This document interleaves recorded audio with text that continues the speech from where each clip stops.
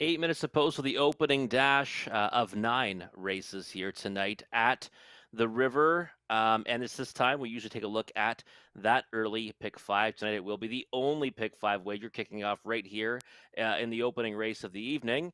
5,000 is a guarantee on the pool. Low takeout's always just 15%. And Gary Conley and I always map out what we like in that sequence. And then you can feel free to add or subtract as you see fit. But we're going to look at my wager first for it. And relatively inexpensive for me tonight. I actually almost singled here in the first as well, which would made it even cheaper, but went too deep in here. I do like the three. I don't like the price right now on the three Beach Tour, but I do like Beach Tour in here. I made it my spot play of the night because last time out, faced tougher, got away, ninth off the gate from post 8.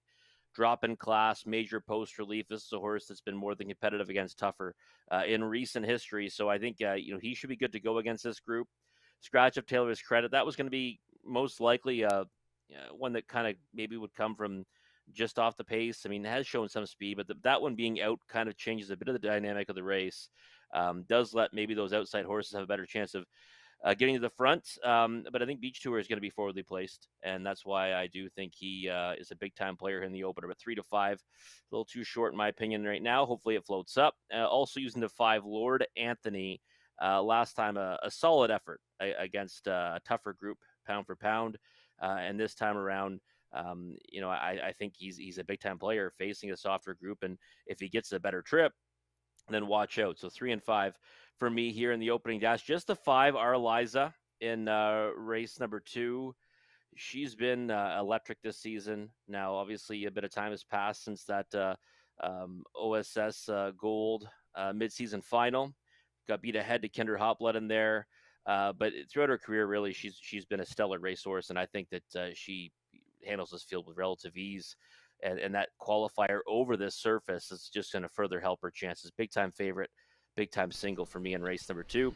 1, 2, 3, and 6 in race number 3. Kind of a more wide open event. I do like Inukshuk Sally, but this is a tougher group she's facing. So 1, 2, 3, and 6 for me in race number 3. 1, 2, and 3 in race number 4. Beach Games is what I'm very intrigued by in there. Thought the replay was much better than the line indicates on Beach Games in race number 4. Wayward Blue Chip, I think, is one you have to use. And the 3, Funny, is one that I liked last time.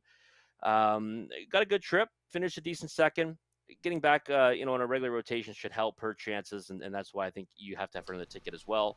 Money leg, just the 3 and the 6. I give the edge to Grateful. Grateful raced incredible on Industry Day, really did. Like it was a monstrous effort to run down McAllen, and I'm thinking that Grateful can double up for new connections, but Locatelli's one you have to have in there.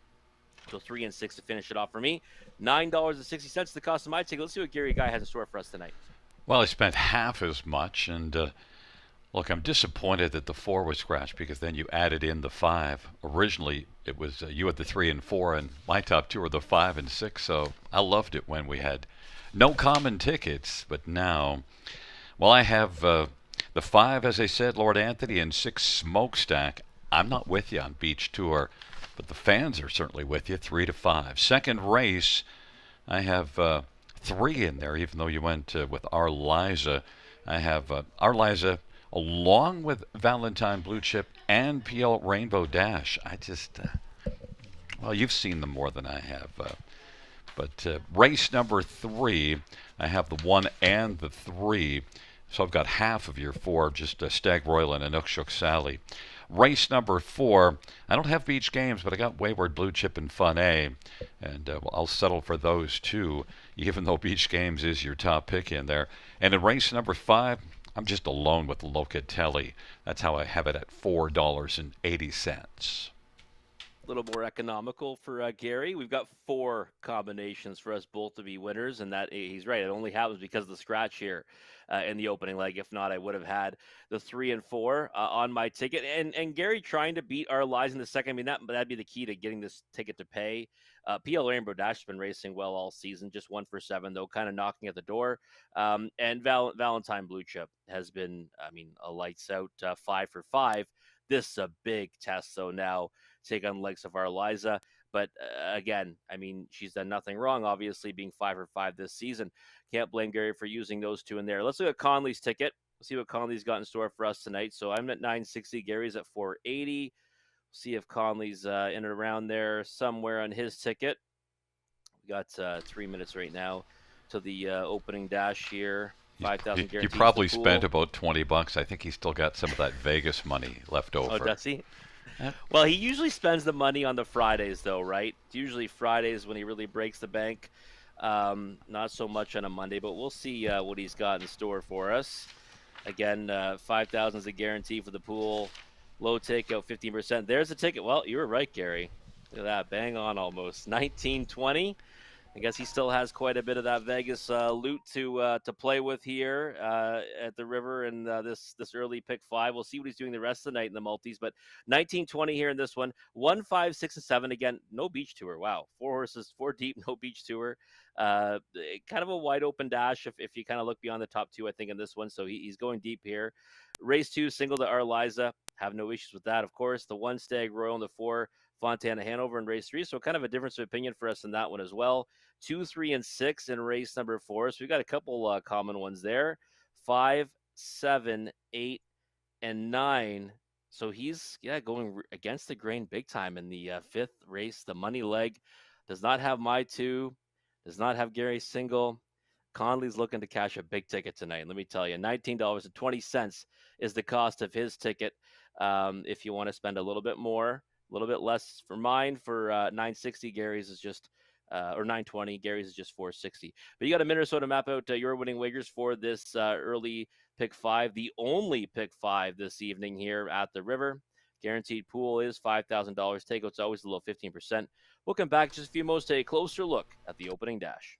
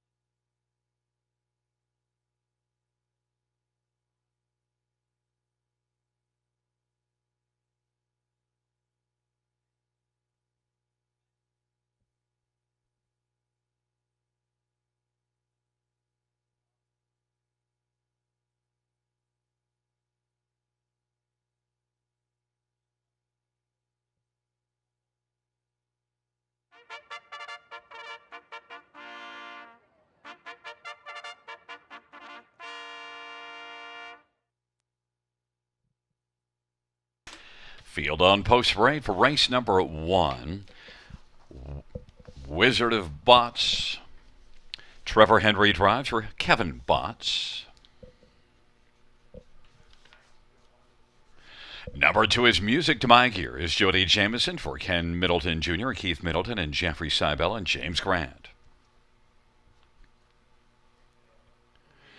3 is Beach Tour. Mike Horner drives and trains for RAW Equine and Mark Horner. 4 is Scratched. 5 is Lord Anthony. Jason Ryan for Ben Hollingsworth and Michael Goldberg. Number 6 is Smokestack. Sammy Filia for Brett Lester and Michelle Latart. And number 7, Dalhousie. Brian DeRoche for Jim Kerr and Jack Ramage. Field of 6, race number 1. Let's get a look at this field right now. And, well, we're going to start with number 3, Beach Tour. Now, Rob, I noticed that both Conley and I have started to scare some money away from Beach Tour because both of us didn't use Beach Tour on the pick 5, but you're all in. Yeah, no, I was definitely more than happy with that price now. Anyways, on Beach Tour, I mean, Gary, just a horse that I mean has proven to be competitive, at this level and above. Last time out, absolutely no chance on Industry Day. Got away ninth off the gate from Post 8. Was never really in it. Does have that big back half speed though, 55-1.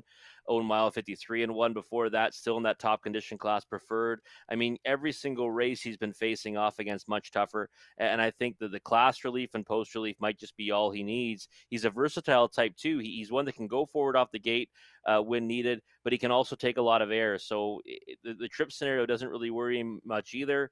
I think he's going to be in the mix no matter how it kind of plays out. And the price is right now, in my opinion, at 7-2. So I made him a spot play tonight.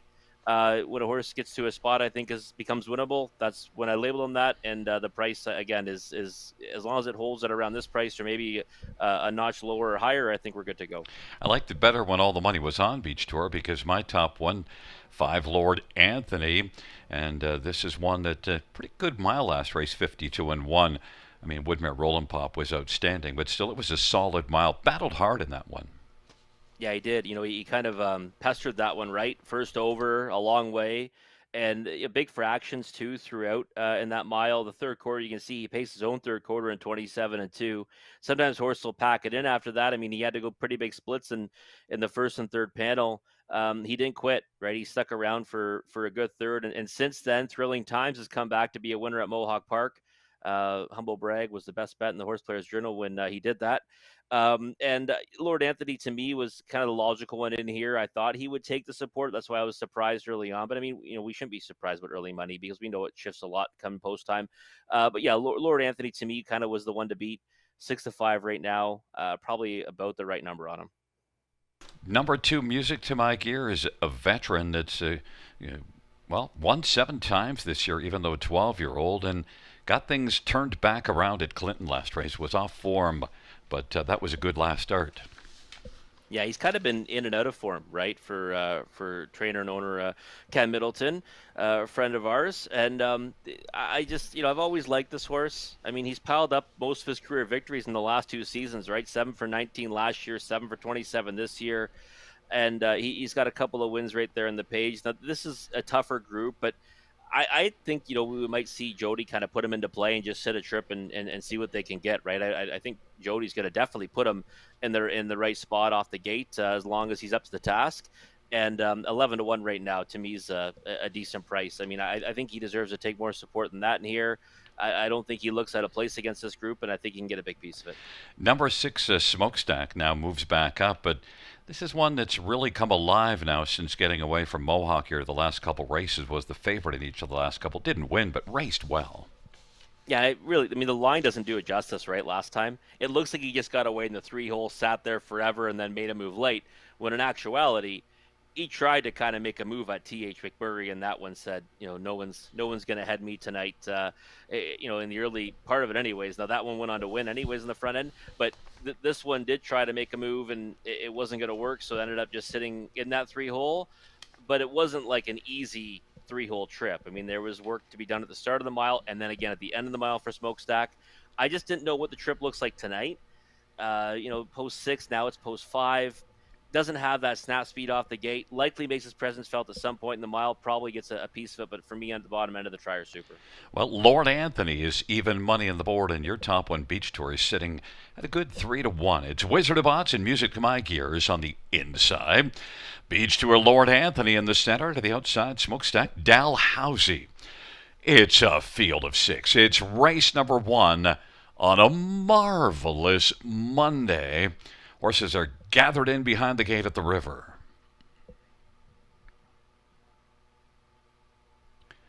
And the field for race number 1. In position. They're at the start. and Smokestack is puffing smoke, made a break early and is back trailing the field. Music to My Gears, Beach Tour, then Lord Anthony, Wizard of Bots, Dalhousie, and Smokestack is trailing now. Beach Tour wants to try to come on and clear to the front. Beach Tour, Music to My Gears is racing second. Lord Anthony third. Wizard of Bots, Dalhousie, Smokestack's trailing. Beach Tour 2-1 on the board now has the front. Beach Tour, Music to My Gears as they race off the turn. Lord Anthony is racing position third. In front of Wizard of Bots as they roll on towards us off a 27-3 opening quarter. And then the trailing pair are Dalhousie and Smokestack after that early break. And they race on up towards the half. Beach Tour, Mike Horner's on top.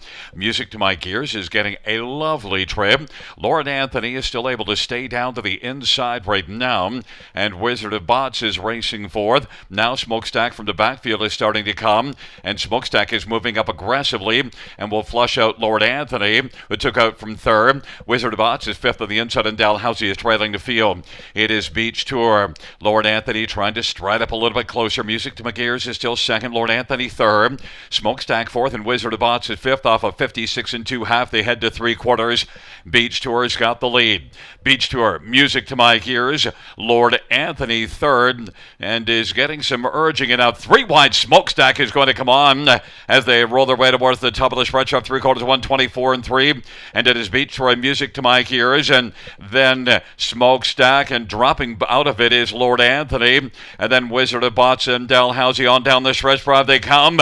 Beach Tour's game on down the lane, and Beach Tour is going to roll away on the field. Beach Tour will win it. Music to My Gears will stay for second. Then Lord Anthony and Smokestack. Beach Tour held it 2-1. Robert, a nice start to your pick five at a mile of 1:53-2. Yeah, nice start to the pick five in the card. I mean, I had two plays of the night tonight, Gary. We get the first one down. I mean, I was hoping for a better number on the board, but I think the scratch of Taylor's credit certainly hurt any chances of getting the number that I was hoping for. But 2-1, we'll still take it. And right off the gate, I knew we were in good shape because I mean, Beach Tour to me is a horse that when he gets put into play, he's kind of a different animal. And tonight, right to the front for Mike Horner, and makes every call a winning one. You could see that Lord Anthony was kind of spinning his wheels first over. And with the break of Smokestack off the gate, I figured, okay, he's got to beat one horse now, and it's the horse on his back, Music to My Gears, who I thought was one that was going to be in store for a minor award. Well, he ends up getting a bigger share of it by completing the exacta, but at a nice price. But in any event, nice effort from Beach Tour, and did what I thought he would do in this class. I mean, it was to me a significant drop down, and even more importantly, a better post. Yeah, and I thought Lord Anthony maybe that last effort took a little out of it because he didn't have anywhere near the same pop when he came first up today. Yeah, it can happen, right? I mean, like that was a monstrous effort last time, and 52-1. First over a long way, hanging in there against a pretty tough group as well. So he still stuck around for third, though. I mean, didn't maybe race as well as we thought he might, but he still, fends off Smokestack for third. And again, I think we'll call it a decent effort overall, and maybe he rebounds with more of a start like he did last time out in his next start. So we'll have to tab him for his next time out. But in any event, I think Beach Tour, I mean, again, well meant for this class. It's a 3-2-5-6 top four on the board. The first race, a mile of 53-2. And coming back in front of us, number 3, Beach Tour, 5-year-old Sunshine Beach Bay gelding, owned by RAW Equine and Mark Horner. Mike Horner is the trainer and the winning driver. Third win this year for Beach Tour, 12th lifetime, 153-2.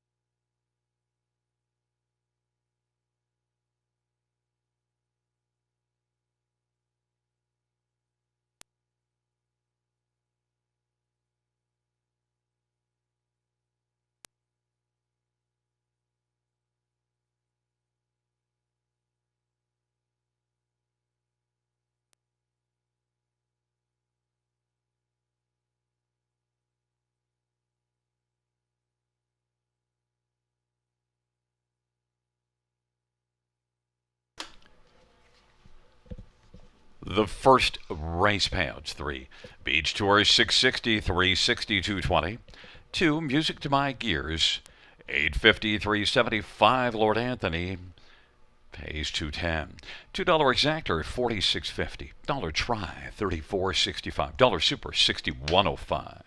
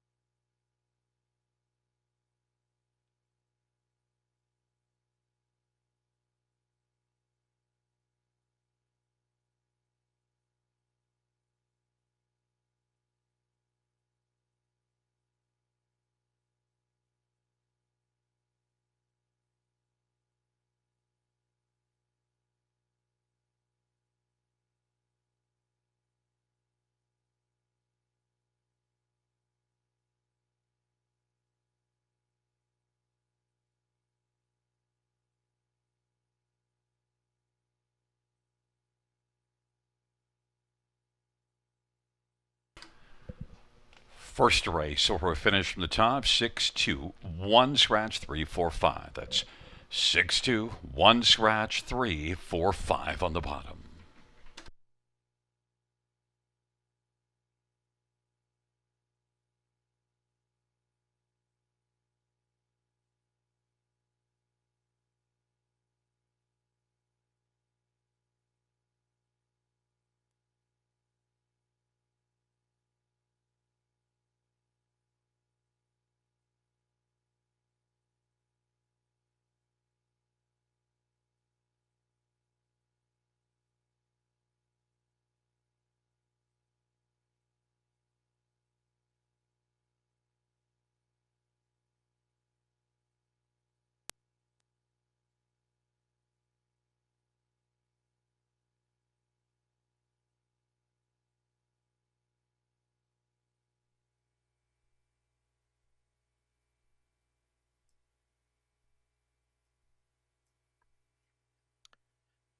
Beach Tour getting the job done in race number 1 at odds of 2-1, kicking off the pick 5. I'm still kicking with my ticket, but I always like to jump in on the early pick four, starting right here in race number two, whether I'm alive or not, in that pick five wager. The pick four starting off here, 2,500 guaranteed, low takeout 15%. Right now, I'm wishing I bet the doubles here, though. How about the doubles right now off of Beach Tour, who was just 2-1, 1760 to Arliza, 1930 to PL Rainbow Dash, 53.20 to Valentine Blue Chip, and then up over $100 for the other two. But for me, I'm going to stick obviously with my single here. The 5R Liza now obviously hasn't raced since July 6th, and one like PL Rainbow Dash has since then has got a second and a win in lifetime non-winners conditions.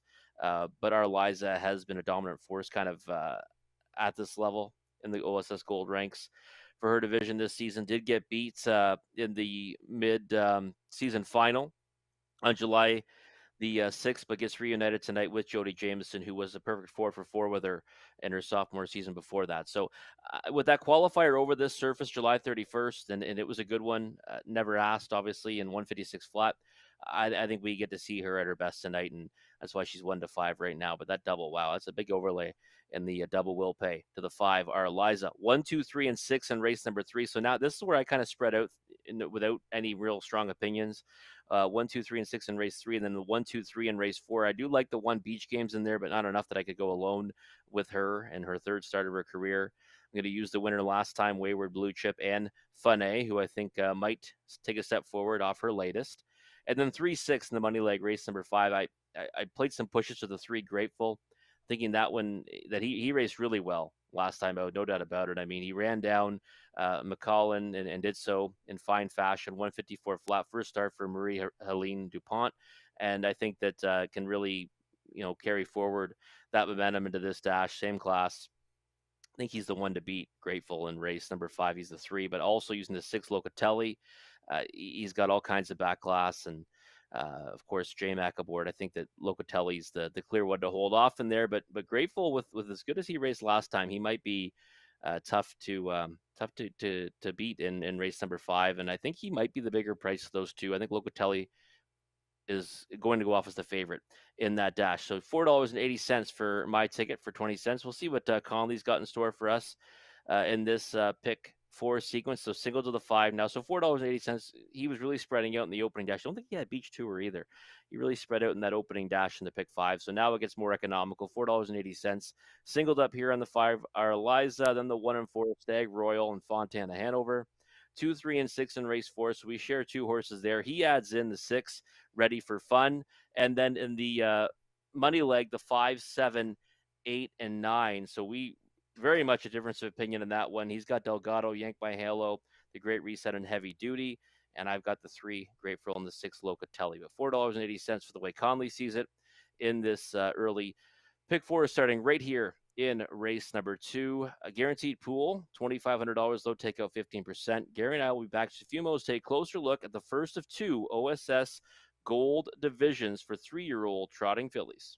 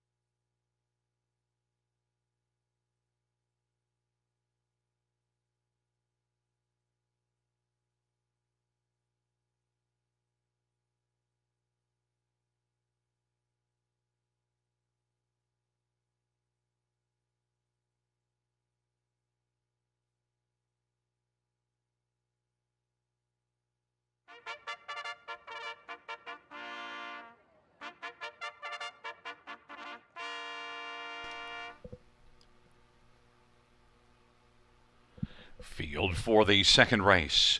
OSS Gold 3-year-old trotting fillies. One is Muscone. Travis Cullen for Meg Crone and Bill Donovan.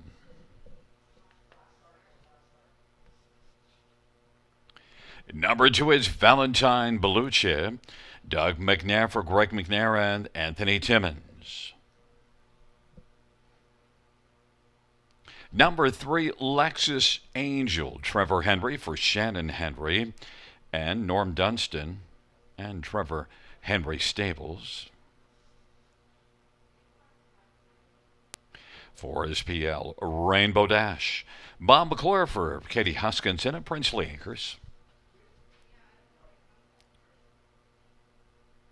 And number 5 is our Liza, Jody Jameson for Suzanne Kerwood and M&L of Delaware and Alabama Harness Associate. It's a field of 5 for race 2. OSS Gold, 3-year-old trotting fillies. And, well, let's stay right there with number 5, our Liza, Jody Jameson. One that's, our Liza hasn't raced since July the 6th, but fans don't seem mighty concerned about that. Of course, that qualifier here in 56 kind of takes away a lot of that concern. Yeah, it certainly does, Gary. And the thing is, too, for me, like when we're talking about overnight races, condition races, claiming races, then those regular rotations, I think, need a little bit more. When you're talking about the stakes level, I don't know. I don't really factor in as much, especially like you said, when they've got that qualifier over this surface and a darn good one at that 56 flat by as many as she wanted. She looks fantastic on the track right now. And this is a horse that is 4 for 5 this season. Her only defeat came in that OSS midseason gold final. Kinder Hot Blood upset her in that one. And just one victory came later in the season at the gold level last year.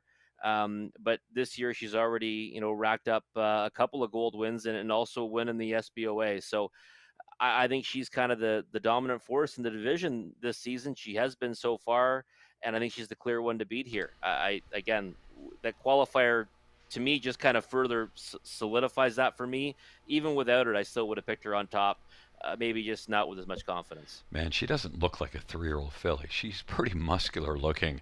And our Liza also is one that with post 5 here, I don't think the post matters because she can blast off the wings, and I don't think anybody's going to want to challenge her early, so she may well get things kind of her own way. I think so, yeah. I think no one really wants to tangle with her off the switch. More than happy to sit a 2-hole tour, one that's really developed nicely for Susie Kerwood. I mean, from 2 to 3, and like you said, I mean, she looks very professional, very muscular. Doesn't look like she's a 3-year-old filly out there. PL Rainbow Dash is the one that you gave the nod to for second, and is one that's got some credentials, including a mile of 54 and 1 at Mohawk last time out, a victory from off the pace. Yeah, nice score down right now from Bob McClure. This is good to see, right? I mean, this is going to be her first try around a charted try, anyways, around a 5/8 of a mile surface, any track other than Mohawk Park, really. And last year, she really got hot late in the season. I mean, she was kind of competitive at the Golds at times, but she swept the Harvest Series to finish off her 2-year-old campaign.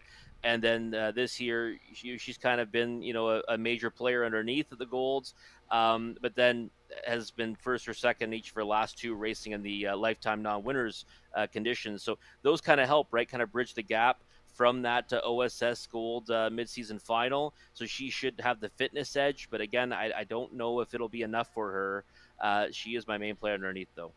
And then Valentine Blue Chip, well, yeah, stepping up, but definitely 6 wins in 7 starts. And then that third was the debut mile, December the 21st at the end of the year. Yeah, she's kind of the now horse, but also the new face, right, to the division. I mean, she's never started at the OSS Gold level. It's her first try in the Gold rank. She has an OSS Grassroots win, and of course, she's 5 for 5 this season, so she should be brimming with confidence.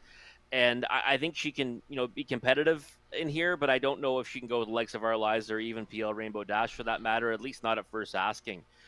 So I'll be very interested to see how she handles this level of competition. And maybe it translates. I mean, maybe she steps up and she can handle it just fine. But I think on the ticket is probably her ceiling tonight, and we'll watch how she does for next time. Number 3, Lexus Angel had some problems staying flat earlier in the year, but that appears to be ironed out now.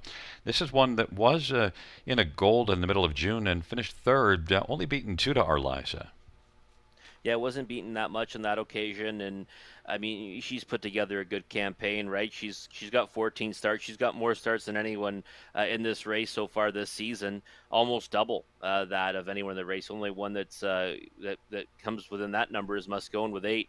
And yeah, I think Lexus Angel is one that can get again maybe onto the bottom of the trifecta, but again, I thought the top 3 here looked pretty solid overall. The way we kind of have it selected with our Eliza, PL Rainbow Dash, and Valentine Blue Chip, but Lexus Angel has shown some really good things so far in her career. Made her debut at the age of 3 and has hit the board in 6 of 14. So again, a nice trot on her own right, and I think she might be able to advance a spot from that 4th, but I think it'd be pretty tough to get up to 2nd against this group. Might as well throw in a thought on Muscone because this is one that does have a couple of good starts in the past 3. That one July the 6th, not so much, but the other 2 were very fine. Yeah, Muscone is one that, I mean, she's just 2 for 21 in her career, right? But she's hit the board with frequency, right? She's got 9 on the board finishes over that span. Second last time out in just 9 winners of 2. I mean, this is a pretty far cry from there, and before that was 8th in the midseason gold final.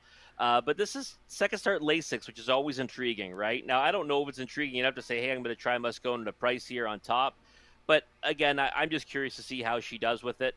At the end of the day, it's a 5-horse field. Long as they all, get around and finish, they're all going to get a piece of it. It's a pretty big purse, in a gold event, $95,000 on the line. But again, I'm just kind of curious to see if maybe she takes a step forward with that second time Lasix. Well, it is this field of 5 OSS Gold, they're 3-year-old trotting fillies. Muscone, Valentine Blue Chip on the inside. In the center, Lexus Angel. To the outside, PL Rainbow Dash and Arliza. Field of 5. The second race.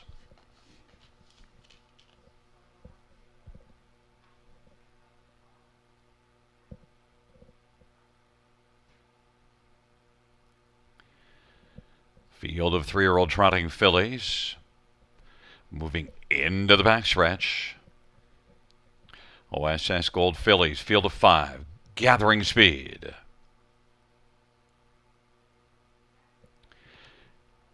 And they've reached the start of the rough, and PL Rainbow Dash and Bob McClure timing the gate and coming out well. Valentine Blue Chip.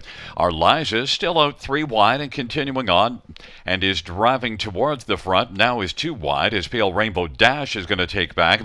Arliza Jody Jameson will come on and get the lead. Valentine Blue Chip is going to race the pocket. PL Rainbow Dash is 3rd. Muscone 4th, and then Lexus Angel is 5th in the early action, but Arliza 4 to 5 on the board has the front as they race their way off the turn. 28 seconds opening quarter, and rolling second Valentine Blue Chip. They work their way on past us, and then PL Rainbow Dash, who fell down to even money, is 3rd. Muscone is 4th, and Lexus Angel is racing 5th. But it's the 4 to 5 Arliza and Jody Jamison in command of a 28-second opening quarter, leading up towards the half with Valentine Blue Chip racing 2nd. PL Rainbow Dash is on the inside, still 3rd. Muscone is racing 4th, and then Lexus Angel. Field of 5 in a line, half of 57 and 2, and it is still Arliza now popping up from 3rd. PL Rainbow Dash wants to dash up and give Arliza something to think about. It is Arliza and PL Rainbow Dash. Valentine Blue Chip on the inside is 3rd. Then Muscone and Lexus Angel, and they head on to 3/4, and by 3/4, 126 and 1. Arliza. Valentine Blue Chip still looks game in the pocket, and on the outside, PL Rainbow Dash grinding first over. Then Muscone and Lexus Angel is trailing on down the stretch. They come Arliza off 3/4, 126 and 1. Arliza. And racing 2nd, Valentine Blue Chip. Arliza, Valentine Blue Chip. Arliza is going to win it. Valentine Blue Chip was 2nd, PL Rainbow Dash 3rd, and Muscone was 4th. 154 and 2. That's a new track record for a 3-year-old trotting filly here on the 5/8 at Grand River. And Arliza, Rob, looked very professional doing it. Oh, she looked incredible doing it, Gary. And you know what? And no surprise, I'm going to tell you what I'm surprised at is that price of 4 to 5. I did not think in a million years she'd be 4 to 5 in here. I probably would have made her even shorter than that in the morning line if I made the morning line.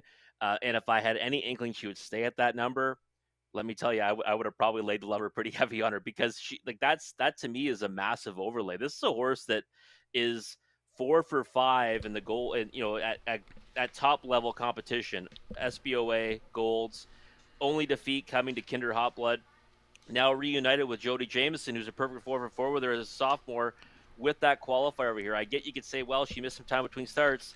The qualifier eliminated that in my mind, and I thought she was alone. That's why I singled her, and I'm shocked she went off a 4 to 5. Valentine Blue Chip proved that she can go here. She was still digging at the finish. Wait, no threat to take down Arliza, but did finish second.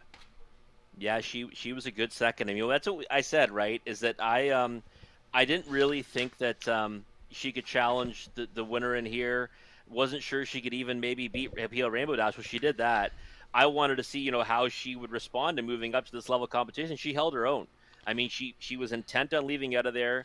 Was only wanting to let one horse go. That was our Eliza. When she did it, she maintained her position in the 2 hole, and I thought raced very well in doing so. So Valentine Blue Chip likely going to see her more at the Golds, and she'll likely be competitive with these. Well, after not having Beach Tour in the first, maybe I redeemed myself because my top four were 5, 2, 4, 1. And you know how I love splitting the exactor of the favorites as well. There you go. Exactly. It's a good way to do it. I mean, should help the exact and the try pay a little better. I mean, you got a 4 to 5 and even money, but Valentine Blue Chip. I mean, I thought she should be a bigger price than that 2 to 1 morning line, and she goes off at 9 to 1 and splits them. It's a 5, 2, 4, 1. Top four back in front of us is number 5, Arliza. 154 and 2 is a new track record for 3-year-old trotting filly. Arliza, 3-year-old muscle Mass Bay filly, owned by M&L of Delaware and Alabama Harness Associate. Suzanne Kerwood's the trainer. Jody Jamieson, the Green Machine, the winning driver. 5th win this year. And the 9th lifetime, 154 and 2.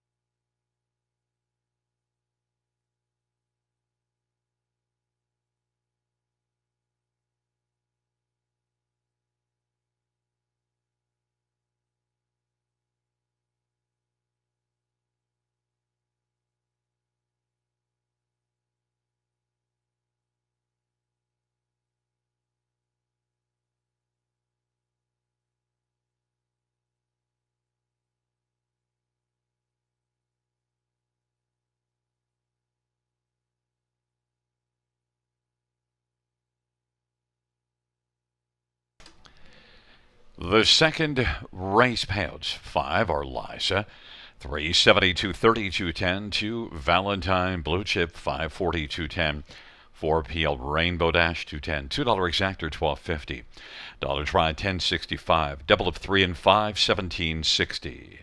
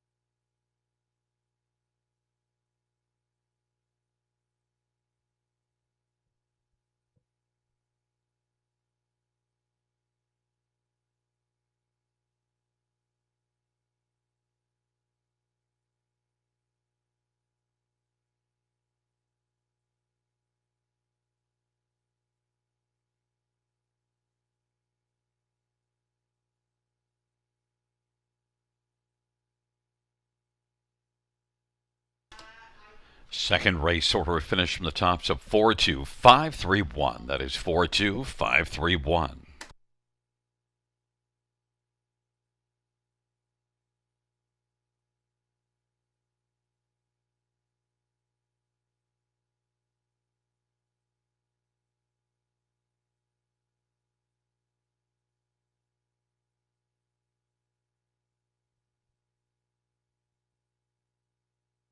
Winback Farm of Canada is home to 9 exceptional stallions, including Beach Glass, the last great son of legendary sire of sires, Some Beach Somewhere. Also new in 2024, Lawless Shadow, an O'Brien Award winner for 2-year-old pacing colts and geldings.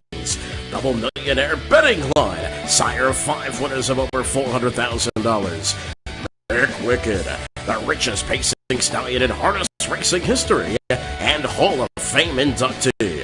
Trixton, sire of 6 who have earned over $500,000, including O'Brien Award winner Evident Beauty. Also standing Archangel, Better Than Cheddar, Better's Delight, and My MVP. For more information, winbackfarm.com.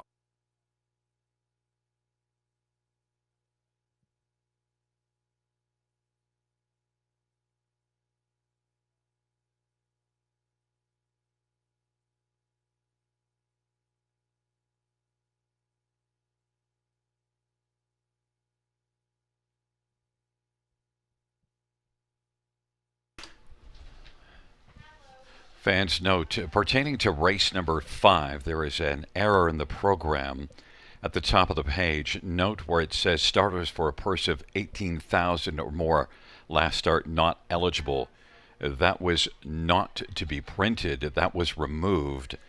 And so a field of 9, that starters for a purse of 18,000 not eligible was not included and was an error in the print.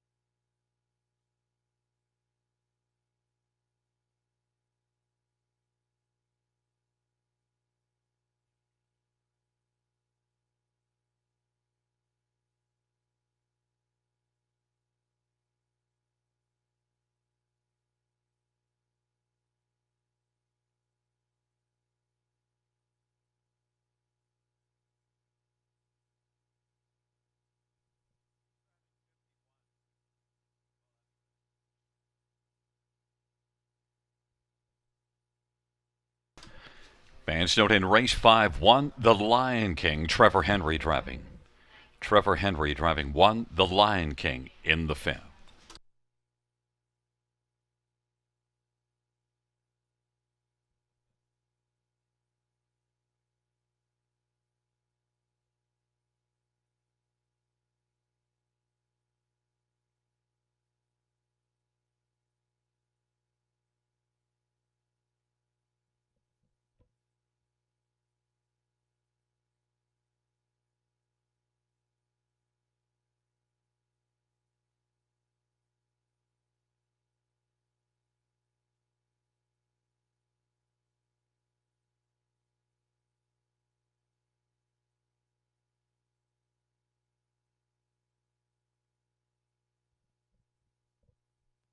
Fans note in race number 5, a correction. It will be Travis Henry. Travis Henry driving the Lion King in the 5th.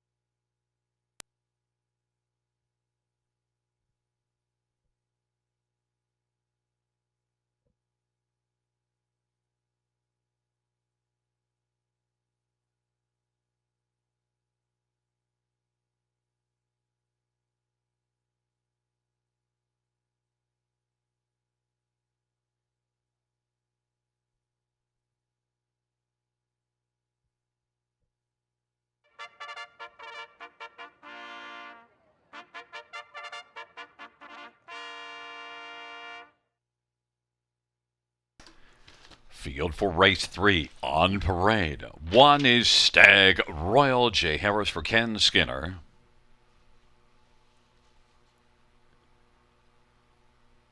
Number 2 is McWicked Move. Jason Ryan for Brent Dunbar and Dorothy Dunbar.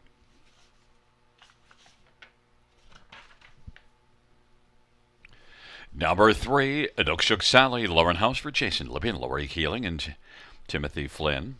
And Jason shares in ownership. 4 is Fontana Hanover. Daryl Thiessen for Roger Gebhardt and Jesse Gebhardt. Number 5 is My Last Kiss. Sammy Fillion for Julie Walker and Francis Richard Incorporated and Dr. John Bradbury. And number 6, Suntan City. Travis Henry for Francis Dumichel. It's a field of 6 for race number 3. Let's get a look at this field. And Rob, our 4 cappers all have a different horse on top. And you're with Inukshuk Sally, certainly one that has got some nice credentials. Raced really well here last race. Didn't get the win, but certainly was a strong one. Yeah, I thought she's been racing well in each of her last 2, Gary. Now, this is obviously tougher, right? Because you're going from, usually I like to get behind horses that go from the, non-winners of X life classes to those condition claiming ranks. This one's going the other way. So not an angle that I typically get behind, but I do think Inukshuk Sally Two back, had too much work to do, ended up finishing a good third to Can't Catch Kenzie, who actually raced well to be second last night at Georgian Downs in around a similar group, maybe a bit tougher than this. And then last time out, second to Love on Me, and we've seen that one come back to race pretty well to be second as well. So I think that Inukshuk Sally in with a chance here. I thought she'd be value. Didn't expect 8-1, but I do think that she's one of several in here that can get the job done. Number one, Stag Royal is my top choice, and is your second one. There is Stag Royal right now, and Jay Harris, and one that left a bit last time out, got the pocket ride, couldn't get by Peeler, but Stag Royal, that was a game effort.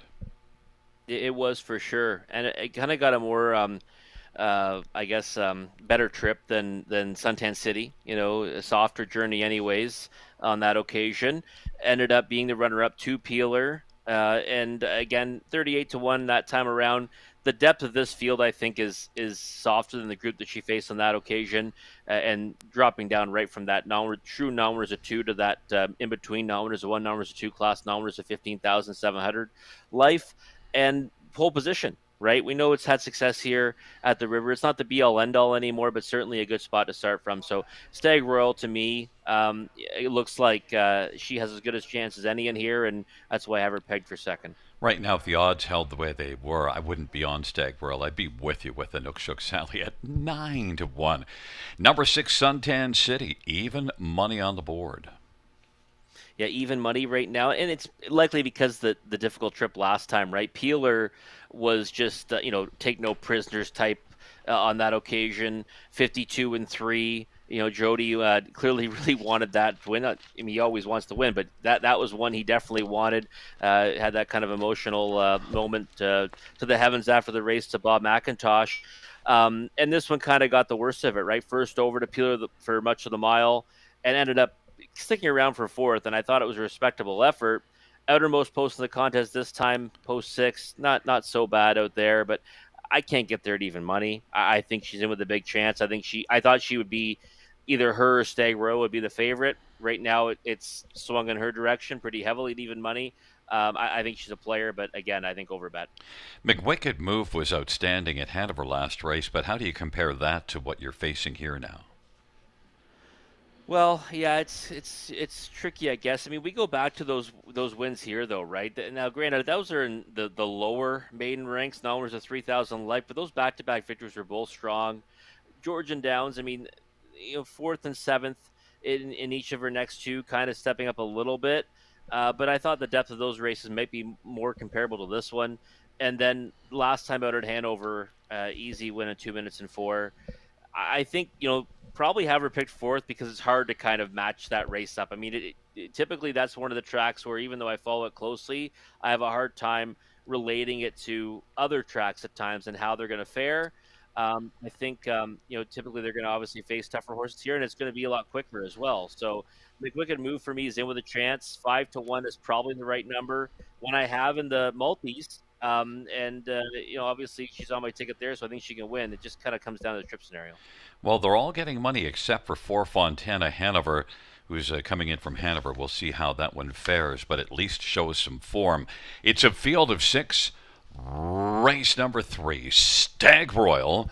McWicked Move on the inside. Inukshuk Sally, Fontana Hanover to the outside. My Last Kiss in Suntan City at even money right now. And it is that field of 6 for the third dash on a marvelous Monday at the River.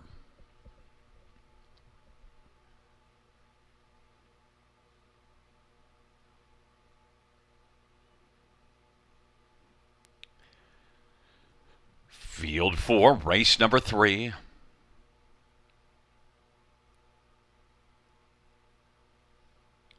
Is at the start. And they're off, and Inukshuk Sally also leaving Stag Royal on the inside, Suntan City to the outside. McWicked Move, My Last Kiss, and Fontana Hanover is back trailing the field. And Inukshuk Sally at 9-1 wants to press on, but Stag Royal, even money on the board, is going to maintain position. Inukshuk Sally and Lauren House took back, found the pocket. Suntan City is moving up on the outside to threaten. Then a gap of 2 or 3. McWicked Move, My Last Kiss, and then Fontana Hanover. Stag Royals got the lead for now, parking out Suntan City, but Suntan City moving up, and Suntan City wants to bask in the glow of the lead now. 27 opening quarter. Suntan City leading it up towards the half off a 27 quarter, and Stag Royals racing position second, and Nookshuk Sally is third. Then a gap of 3 or 4. McWicked Move, My Last Kiss, and Fontana Hanover. On they race their way on down the backstretch. There goes the Nookshuk Sally right now off a lively half of 55 and 2. Suntan City. Nookshuk Sally is now on the outside and trying to shake up Suntan City. Suntan City 4 to 5 of the board, the favorite. Nookshuk Sally first over. Stag Royals riding in the pocket. My Last Kiss is advanced and is second over on the back of Nookshuk Sally. McWicked Move and then well back Fontana Hanover. And by 3/4, 125 and 1. Now My Last Kiss is sent up 3 wide and is coming hard. It is Suntan City. Suntan City. Stag Royals getting the trip and is looking for some room when they get to the top of the stretch. And My Last Kiss on the outside. Kicking late is McWicked Moving, backing away. And Nookshuk Sally on down the stretch. Round they come. Suntan City. Stag Royal up the inside to the outside. My Last Kiss. My Last Kiss. And Suntan City. My Last Kiss at 14 to 1 wins it. Suntan City, Stag Royal, and McWicked Move. My Last Kiss, and well, goodbye. Pick 5 tickets. A lot of Pick 5 tickets, Robert, just hit the floor. Oh, it definitely did. I mean, this is a race where, I went 4 deep, and I guess I should have just hit the all button. And the 2 horses, I left out 2 of the 3 that were making the trek from Hanover. And this one, you know what? This actually, this filly was a good winner last time out there. She came from off the pace. She got up in the late stages. Just wasn't sure how it was going to relate to here, but she had some pace to chase. Perfect trip. Great steer from Sam Filion, and she responds in the stretch and goes past for the victory. And like you said, Gary, this is going to knock out a lot of tickets at 14 to 1. Third longest shot on the board, but there was 2 of them in here that took all the support. So likely these pick 5s and pick 4s now get astronomical. Well, in that half of 55 and 2, and the way they went at it with the musical chairs on the lead going to the half, just kind of opened the door, and My Last Kiss was able to come on through it. Yeah, absolutely. A lot of movement in the early stages, and then even a Nookshuk Sally kind of making that, wanting the lead early on, and then making that move again right away. Multiple moves in the first half of the race, anyways. Kind of set it up for a closer. And one that, again, like I said, got put into a perfect spot there. Suntan City and Stag Royal both raced pretty well considering the work they did in the early stages, and McWicked Move was just too late on the scene. But take nothing away from My Last Kiss. I mean, that's 2 in a row now, and both victories were pretty strong. I mean, this one here today, yeah, she trips out, but she looked pretty strong to the wire. Yeah, I mean, you got to be good enough to at least take advantage, and certainly she was able to do that. So one we're going to have to keep an eye on now moving on up. Absolutely, yeah. She's like 2 in a row now. Should be bringing with confidence, and I think we see her back at the river. She can do fine things once again. It's a 5-6-1-2. Top 4 in the third. My Last Kiss back in front of the 3-year-old. All bets off. Bay Filly by Francis Richard and Dr. John Bradbury. Julie Walker is the trainer. Sammy Filion, the winning driver.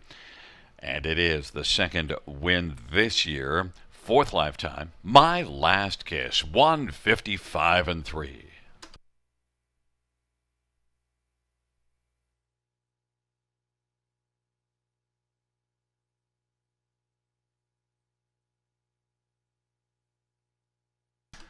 The third race payouts, 5 My Last Kiss, 30, 70, 630, and 270. 6 Suntan City, 290, 210. 1 Stag Royal, 210.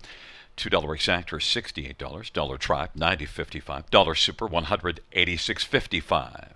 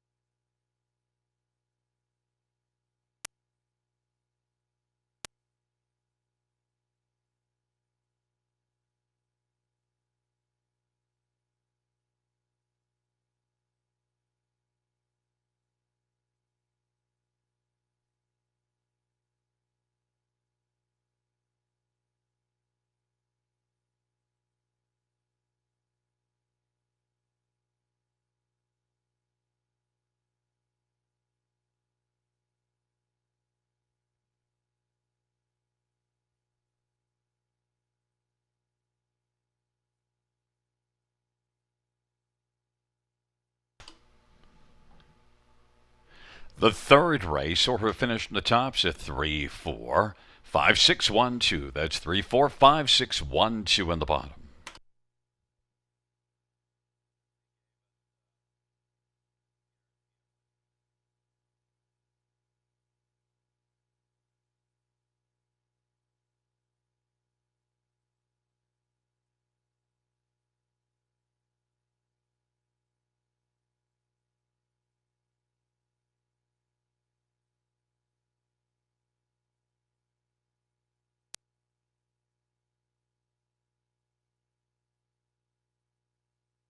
Two contests from now until August 31st with a total prize money of $3,500. For the Youth Literary Derby, Ontario students in grades 3 to 8 can submit either a short story or a poem with standardbred theme. Poems and stories are judged separately. If you like to draw, then the Youth Art Derby might be for you. This one is open to students in grades 3 to 12, and you can do a drawing or a sketch of anything standardbred related.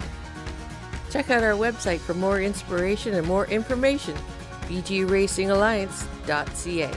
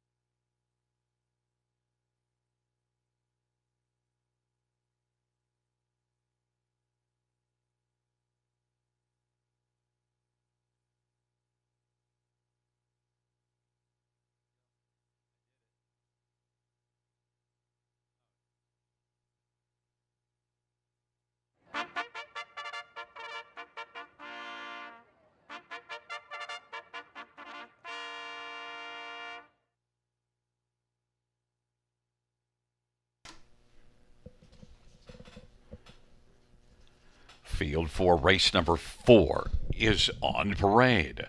1. Beach Games. Travis Henry for Francis Dumichel and John Enright.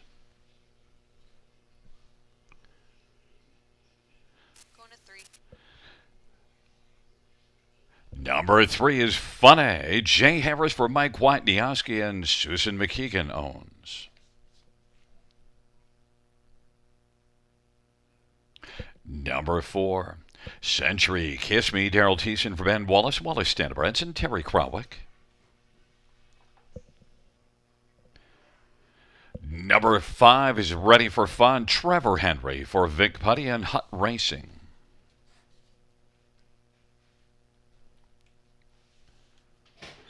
Number 6, Liquor is Quicker. Scooter Gimlet for James Dean. And number 2 is Wayward Blue Chip. Sammy Fillion for Blake McIntosh and Clancy Farms. Field of 6. Race number 4. Well, let's get a look at your top picks, Robert. And, well, I don't know, maybe you just got a little lazy in this race because it looks like you just went 1, 2, 3, 4. But Beach Games, 5-1 on the board, is one that did race in 57-1 last time out. Yeah, I thought raced a lot better than the program indicates, Gary. He got away third off the gates and then kind of shuffled back. And I thought was kind of angling. I thought she was angling off the cones with, maybe some authority. And then I thought maybe couldn't put in a couple bad steps before coming forward again in the late stages. Again, I thought that she was kind of finishing, as one of the best in that dash. And now you get, third start of her career. So that experience of racing at Mohawk Park and that effort should only help her chances. Pole position this time around. I think we might see better things from Beach Games, and this was a race I thought was pretty tricky to handicap. And I was looking for one that might have the biggest improvement from one start to the next. As we know, these younger horses at 2 or 3, they can kind of do that. Don't typically take a rookie against older, but I did so here, and I think the price is right now at 4-1. Now, Wayward Blue Chip is the one that I thought would end up being the favorite and might still go that way, but they certainly can't fault that last start. No, absolutely not. She was great. I mean, she went to the lead at a healthy margin throughout. Thought she might get caught in the late stages, but she ends up winning by a comfortable margin in 56-3. Now, I agree with you. I thought she would be the favorite on here. I think we still see that come post time. She is one of 2 2-year-olds and against 4 3-year-olds, and usually I'd go to the maturity angle, but I just thought that coming out of that race last time, I stuck my top 3 are all horses that come out of that same dash. She was obviously the winner and a good one at that. Beach Games to me was the one that I thought could take the biggest step forward off that effort. Well, number 3, Fun A, and I've told you this before, and I'm certainly proof of this. Age doesn't necessarily mean maturity. 3, Fun A is one that, well, that was a good race last race. Couldn't catch Wayward Blue Chip, but got out well from post 6. And this was the one that we were kind of intrigued by in there. I was a big fan of Cheddar Crossing. It was third. Sugar was a big fan of Fun A on Industry Day, who ended up finishing second. Had a 2-hole trip throughout that mile. 2 lengths in arrears to the wire. First start, obviously, in a significant amount of time, almost 2 months anyways. And now you get back on that regular rotation. So by all rights, she should be better as well. I thought she might take more support in here. She's 9-2 right now. That's a pretty big number on Fun A. I mean, I think I'd be, looking at the price of her or Wayward Blue Chip or Beach Games right now as all overlays. Sugar's picks were really good on Industry Day. He brought a lot to the table, and, well, compared to what you were bringing that day, I just had to throw that in. Oh, okay. Sounds good. Listen, Century Kiss Me, 55-4. If you're just looking at speed, you kind of think, well, Century Kiss Me. But, well, that was in against a tougher group. So how does that translate to this group? That's the kind of the angle there. What Century Kiss Me was, I thought that, this should be kind of refreshing for her to kind of get to a softer group after facing tougher last time here at the River. Before that, a good third at Georgian. I was watching the replays of both her and the 5 Ready for Fun, hoping I'd see something, a little hidden there. I didn't kind of see what I was looking for, so that's why I was kind of torn between who gets picked for fourth in a 6-horse field. Century Kiss Me or Ready for Fun. I went with Century Kiss Me, but right now, Gary, the 5 Ready for Fun taking support right from the get-go, floated up for a bit, now right back down to 3-2 favoritism. Well, you can see a kind of a strong closing effort last race, although 30-3, the final quarter of the race, the field kind of came back to her, but that was a first start off of missing some time and now a tighter rotation. It is, and that's an angle with her, and that's why I was kind of watching her several times in that dash when I was looking at this card last night. The thing was, I thought that we'd see a horse kind of climbing over top of them. I thought she got daylight and didn't kind of come forward the way I would have liked. So, to me, 3-2 is an overbet.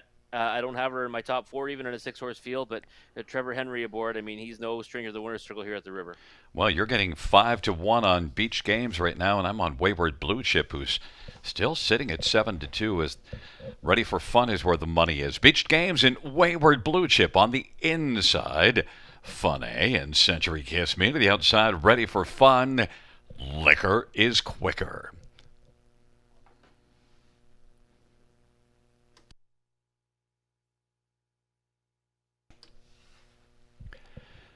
It's a field of 6 for race number 4.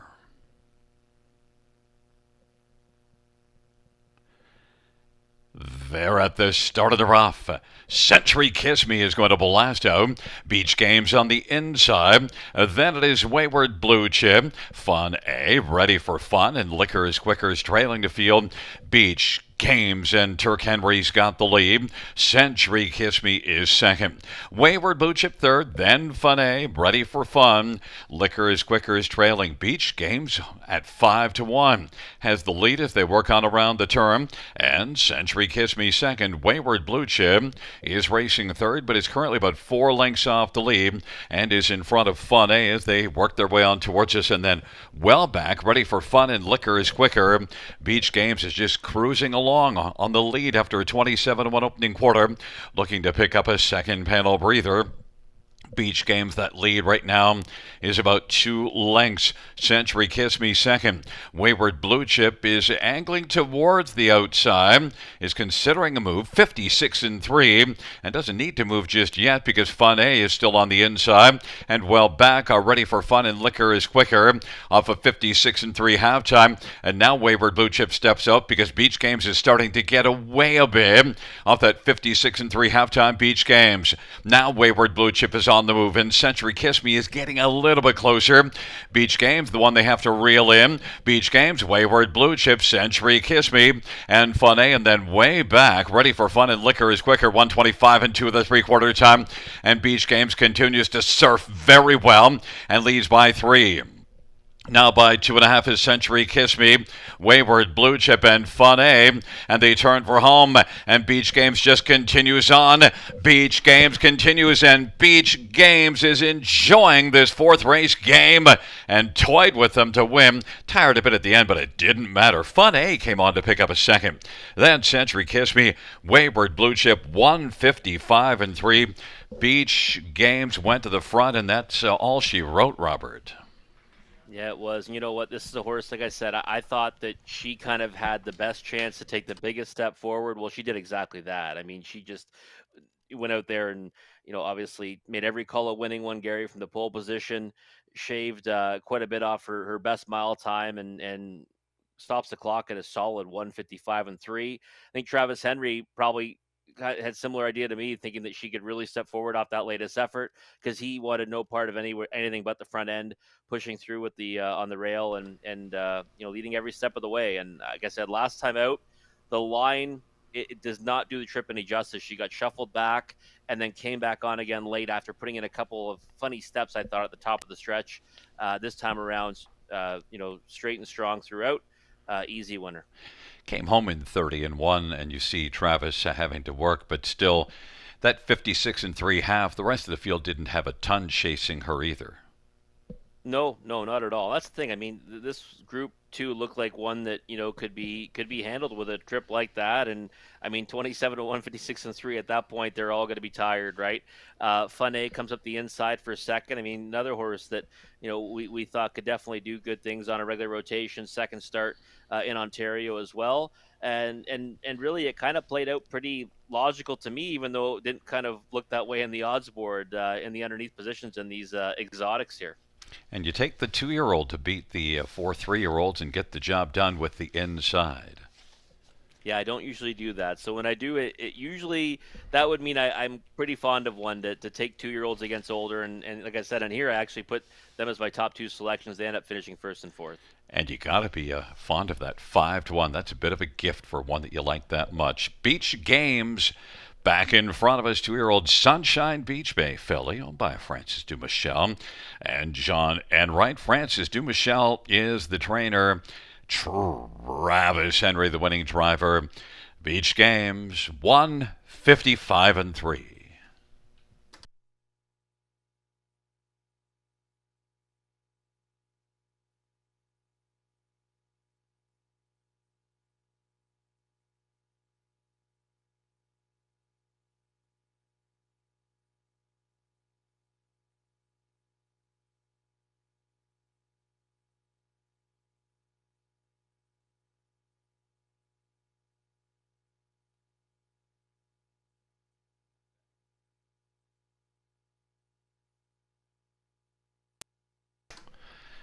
The fourth race pads. 1. Beach Games, 1340, 530, 420, 3 Fun A, 350, 330, 4 Century Kiss Me, 330, $2 exactor, $49, dollar try, 67.70, dollar super, 160, 370.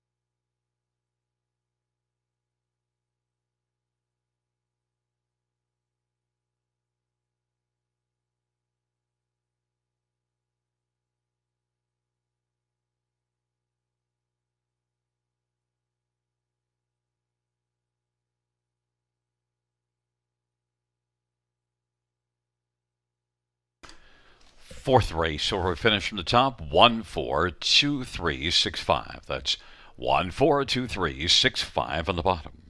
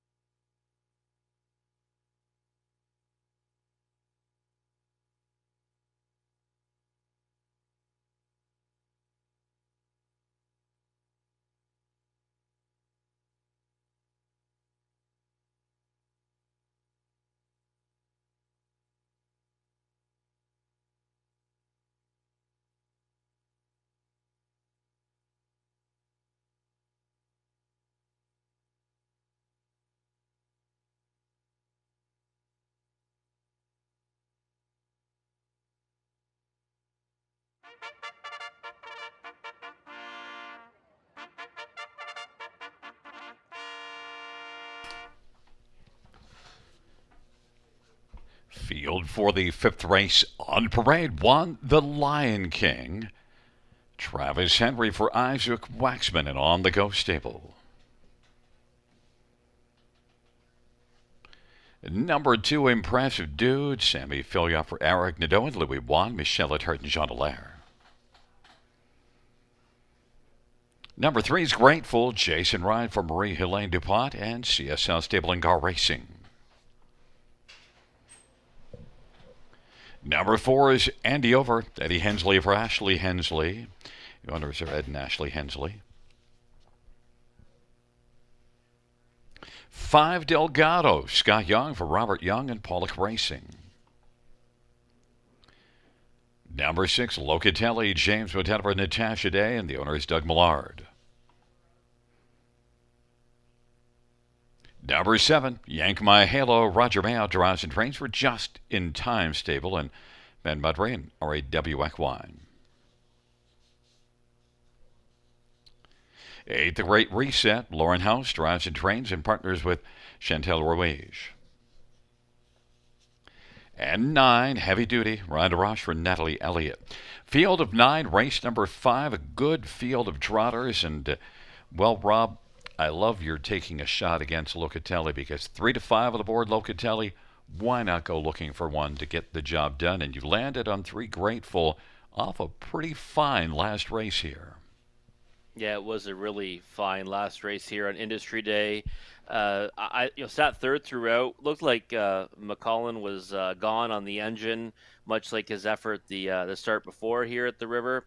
But Grateful, ran him down and did so with relative ease in the end. 1 by 2 lengths going away, 154 flat. That's a big mile, in its own right. And it was first start for Marie Helene DuPont and had not raced in a couple of weeks anyways. And now back in a regular rotation, should have his confidence back. Got a win in the bottom condition class at Georgian Downs July 7th, but I think looks tremendous in the track right now. And sometimes horses kind of just build on that, right? Change of scenery, step in the right direction, and now might be able to just keep on trucking, right back in the same class that he won in on that occasion. So I thought he'd be the value in here. Pick 5s are paying tremendous, by the way. All the multi-leg wagers are paying tremendous on this money leg, and I'm happy to have him on top here.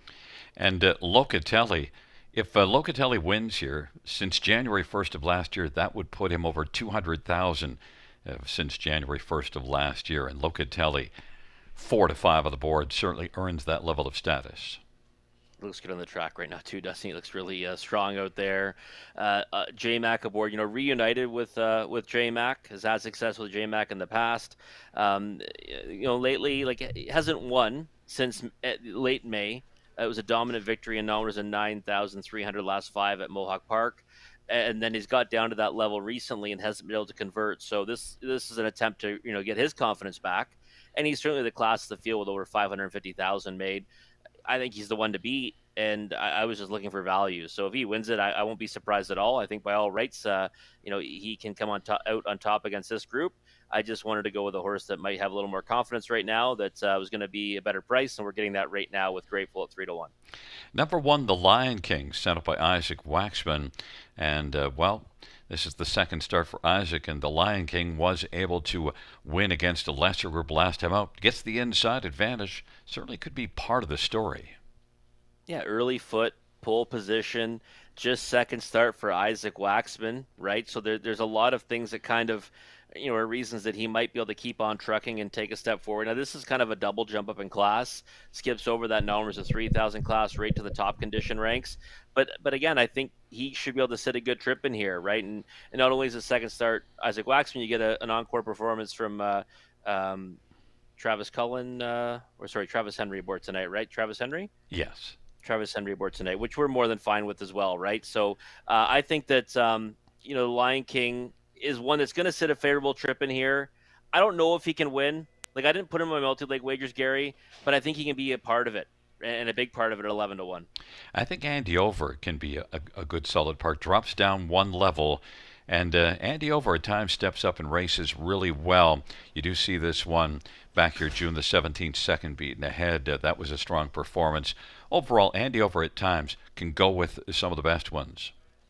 There's another big angle on Andy Over. It's the Robert Off angle, right? I love this horse on Industry Day. Like I did. I was kind of enamored with him, thinking that it was going to be he was used that confidence boost that he got July 7th, even though there was almost a month between starts. I just kind of thought that he'd be able to go out there and maybe find his best self in the preferred two. Didn't happen. Ended up finishing fifth. I think this looks like a decent spot for him as well. I just couldn't put him on top because I thought the depths of this group for a top condition trotting class was very difficult. So if he wins it, Robert Off angle, full effect, 7-1, not a bad price. And I'm glad you mentioned that. Off about 4 weeks now, coming back on a tight rotation. And a quick thought on Delgado, fifth choice in with nice bunch. It's a nice bunch, and that's why he's 19-1. But I mean, he's a good trotter in his own right, and I think he can definitely be in the mix throughout against this group. Maybe hit the high five and add some value to it. Well, it's a field of 9. The Lion King, impressive dude, grateful on the inside. And the Over Delgado on the outside. Locatelli, Yank My Halo in the Great Reset. The second tier, Heavy Duty. Field of 9, the fifth dash.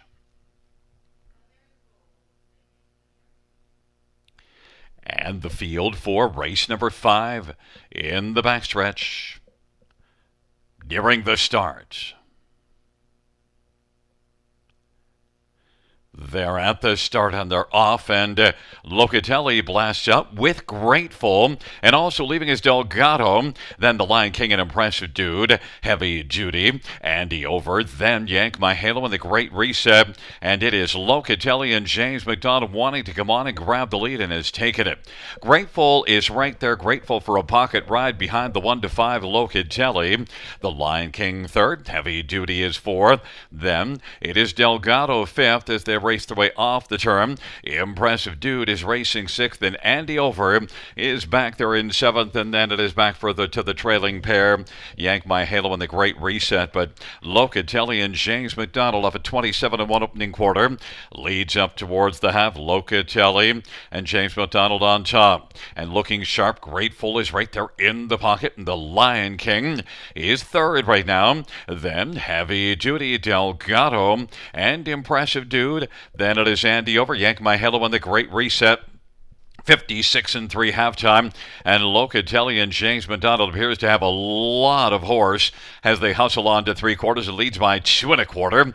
Grateful second, the Lion King third. Now Delgado is moved out and tried to take fourth from on the inside. Heavy Duty, and then it is back to Impressive Dude. Andy Over is still seventh, and Yank My Halo and the Great Reset. Locatelli. Grateful is trying to stay with that one and is closing the gap a bit now, and it is a length and 3/4. Locatelli off stride the Lion King. Now taking third is Delgado. Now reclaiming third, Heavy Duty. Then it is Delgado, an Impressive Dude on down the stretch drive off the 3/4, 124-4. And Locatelli continues on. Locatelli marching at the finish to win it by about 2 1/2. And then Grateful. Then it was Heavy Duty, Delgado, and Impressive Dude to round out the high five. 153-3. Locatelli wanted to get back rolling, dropped in here, and I think mission accomplished, Rob. Absolutely, yeah. Reunited and it feels so good, right? You get James McDonald back aboard, Locatelli. I think they've teamed up for 8 or 9 victories, anyways, in the past. Another one here tonight, this time with Natasha Day as the trainer. And again, a horse that's kind of, just 2 for 27 this year. Picked up a lot of pieces, though. Still has earned, now over $80,000. And like you said, Gary, since the beginning of last year, now over $200,000, and a real classy trotter, right? I mean, mark of 50-4. He goes 53-3 today, and you kind of said it. Like, just looked like he was doing it easy out there. He went to the lead and never really had to face any kind of a challenge because he was just too good for them. So nice victory, good heart-building win for Locatelli. We'll likely see him go on to do good things after this.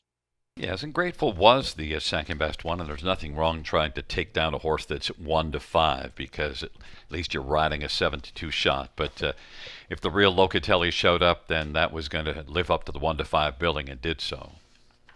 Yeah, absolutely. It was one of those ones where you're thinking either that you've got a horse with confidence versus one that maybe not have as confidence at a high right now, and just hoping that you can get the better of them. But it just wasn't meant to be. But Grateful, clearly the best of the rest. I mean, by by a wide margin, and a horse that I think is going to continue to do good things for new connections and is certainly trending in the right direction. And 7-2, I thought was a fair price in the end. Just wasn't able to beat the 1-5 shot. Yeah, the one thing with a 1 to 5 shot, you don't lose any sleep over the 1 to 5 shots that you didn't get down.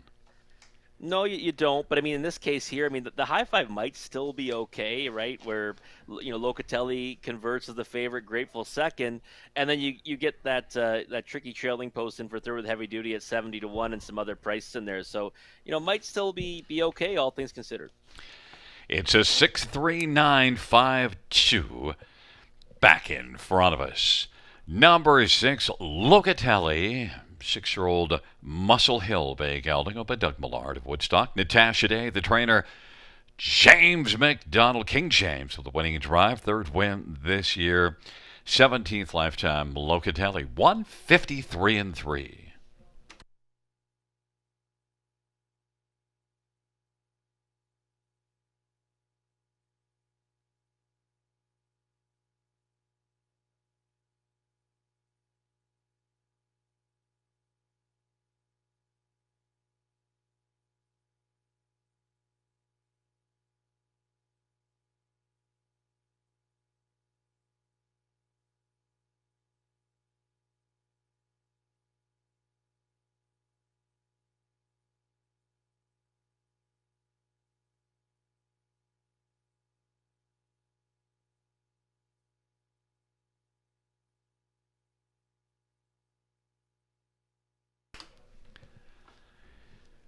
The fifth race, payout 6.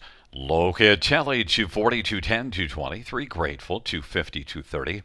9 Heavy Duty, 540. $2 exactor, 580. $1 try, 85.30. $1 pick 3, 303.70.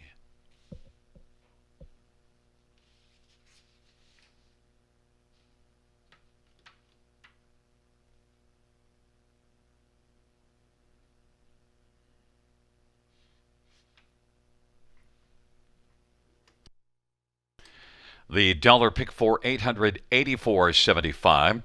Dollar pick 5, 1860.75. And the dollar high five, 1650.10. The 20-cent high five is 330.02.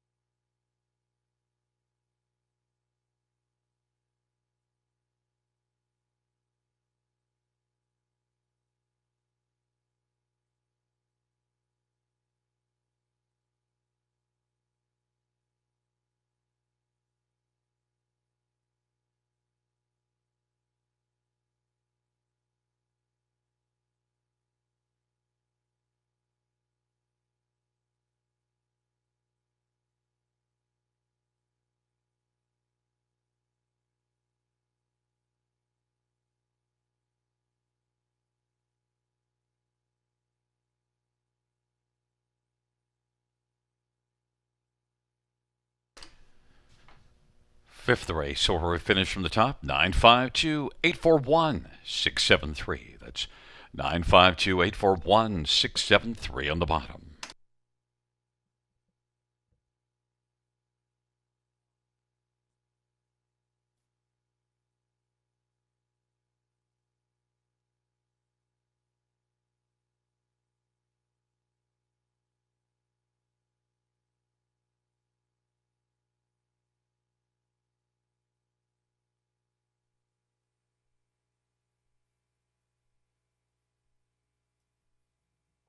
Beautiful shot of the Alora sky. Nice sunset in Alora in the background there. Brought to you by our wonderful broadcast team here at Grand River Raceway and Race 6. So that would sometimes or usually kick off our late pick 5, but since there's 9 dashes tonight, it's going to be a late pick 4 this evening, starting here in race number 6. Low takeout, always just 15%. There's my ticket. You know what?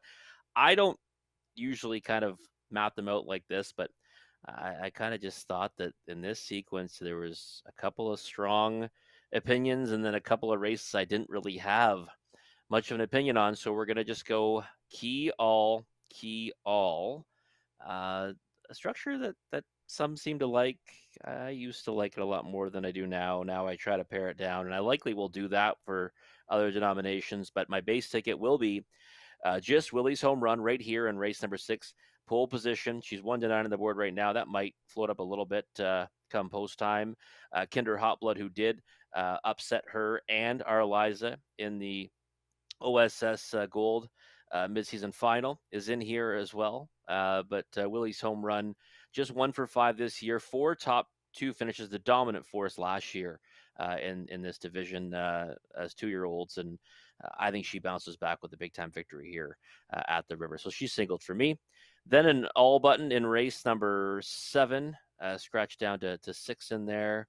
And then in race number 8, just a 6, I Dream of Jeannie. Now, off nearly a month in between starts, I just think that she kind of stands out against this group and was kind of knocking at the door at times here at the River, and maybe she can walk through it now, nose back on gate, freshened up. I'm going to single her up and hope she can get the job done in race number 8. I think she'll likely be the favorite or close to it. And then we're going to go with the all button in race 9, kind of a wide open trotting event. There's a couple in there that maybe you can, kind of look to take a shot on, but I think it's a race where maybe anyone can kind of come out with the victory. So key all for yours truly, $10.80 for a 20-cent ticket. Let's see what Conley's got in store for us, because again, I thought this was an interesting sequence. Obviously, I think many will be singling the 1, Willie's home run here in the opening leg. Let's see what Conley's got. So he's got the 1 and 4, so he's using Kinder Hot Blood as well. Right now, the gap between them is pretty wide, and the odds board might tighten up come post time, 1-9 and 7-1. Race 7, the 4 and the 5. Big Nipper, one I was fond of on Industry Day. I think she's got a chance, big time chance again tonight. And the 5, Forever Better, who's actually my top choice in there, coming from Cal X. First start for Blair Burgess. And then in race number 8, 3, 4, 5, and 6. So going to the outside 4 horses, 3 of which are 3-year-olds. The inside 3 are 2-year-olds. So he's got 1 2-year-old and then the 3 3-year-olds in there. And then 5 and 9 in the finale. That's Cadillac, who is a logical one in there. And the 9, Peter Crown. Peter Crown, I mean, was one that I kind of was thinking, maybe we go to this one, on top. But the problem for me is that trailing post, right? Made a break last time, pole position. Now you got to work the trailing post with a break looming over your head. I'm just not sure how that's going to work out. But Conley's too deep in there, 5 and 9, $6.40 for Conley's ticket, an economical ticket as well for Conley to close out the card in this late pick 4 wager starting right here in race 6. Again, low takeout is just 15%, and it does kick off with our second of 2 divisions for the OSS Gold for 3-year-old trotting fillies. Gary and I will be back in just a few moments to take a closer look at that dash.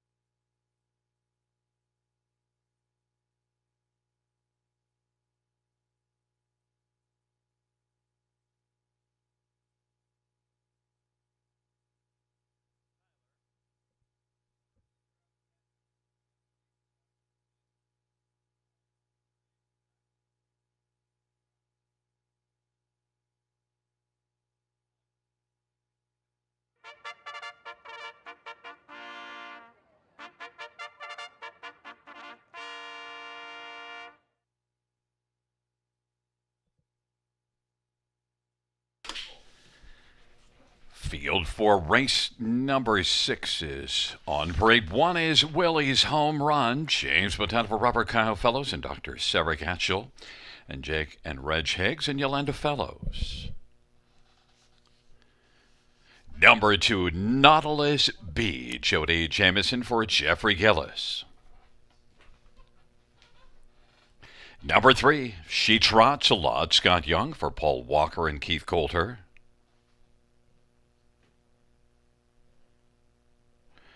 Number 4 is Kinder Hot Blood. Matthew Bax drives and trains for Bax Stable and Dave Hudson and Gaelic 2 Stable and the Cavalier Stable. And 5 is Valuable Miss. Trevor Henry for Kyle Bostons and William Pendleton and Trevor Henry Stable. Field of 5. OSS Gold. 3-year-old trotting fillies. Let's look at this division and, well, we'll start right away with Willie's Home Run, who's, I understand, your top one in here, and a few other people's top one, Rob. Yeah, and she should be, right? I mean, she's my single too in the late pick 4, Gary, starting here in race 6. And for me, I didn't want to go against her. I mean, she's just 1 for 5 this year after going 6 for 10 last year. She was a dominant force, obviously, in her division last season. This year has had a hard time, beating our Eliza. That one's got the better of her on 3 occasions. She did win her sophomore debut, though, in a SBOA. And last time got a real tough trip in the Ontario Sire States Gold midseason final. So I think that she bounces back in a big way here. Pole position, J-Mac back aboard.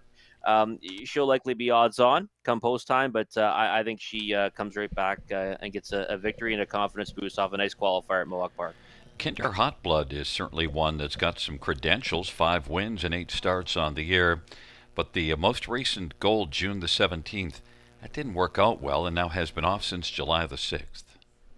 Yeah, well, she won the Gold's mid-season final after that, though, right? So 52-1 on that occasion. Got the better of our Liza. Valuable Miss, who was third in there, and Willie's Home Run actually faded back in that dash. So, she's 5 for 8 this year. Obviously, that most recent victory, it was a bombs away one, but she merits respect now. I mean, there's no question about it. And the thing about her is, obviously, is kind of coming to her own as a 3-year-old. She had one start over a shorter track as a 2-year-old. She made a break in stride.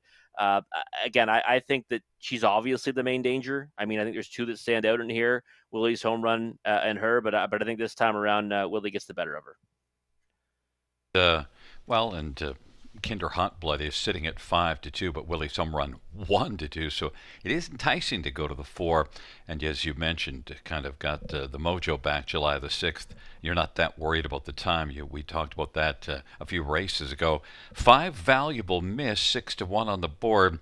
Well, at least knew what to do with that non-winners at 2 field. Now we'll try this gold class again. Yeah, get back up to the gold class. I mean, again, a horse that had a lot of success at 2, right? She had 6 on the board finishes, almost 190,000 made. Just 2 for 10 this year. But she's had issues making breaks, and that's obviously one of the big concerns here. But that confidence boost last time out, I think, is going to go a long way. It was only non-winners at 2, but she did her job, right? She went out and converted as the favorite. I think 7-2 might be a bit short, considering she's got to go up against the legs of Willie's Home Run and Kinder Hot Blood, but she'd be, probably my logical choice around at the trifecta, my main player underneath, we'll call it. And She Trots a Lot is one that's had a bit of success here, 55-2 victory last time out, but non-winners at 2 now to the OSS Gold, but can get off the gate. Yeah, no doubt about it. That last effort was a huge one. I mean, it was monstrous. I mean, it was one of those ones where after the race, like, I don't know if you really realized right away how good it was, because, I mean, she went all the way in the lead. She set hot for action. 27-1 here for the opening quarter. That's a big one for a 3-year-old filly trotter. But in the Ontario program, she's making the jump from prospect to gold. I mean, that's a monumental step up in class. I know that she's got that victory numbers of 2 in between, but to me, like, this is like, deeper waters, like, deep in the ocean now for her.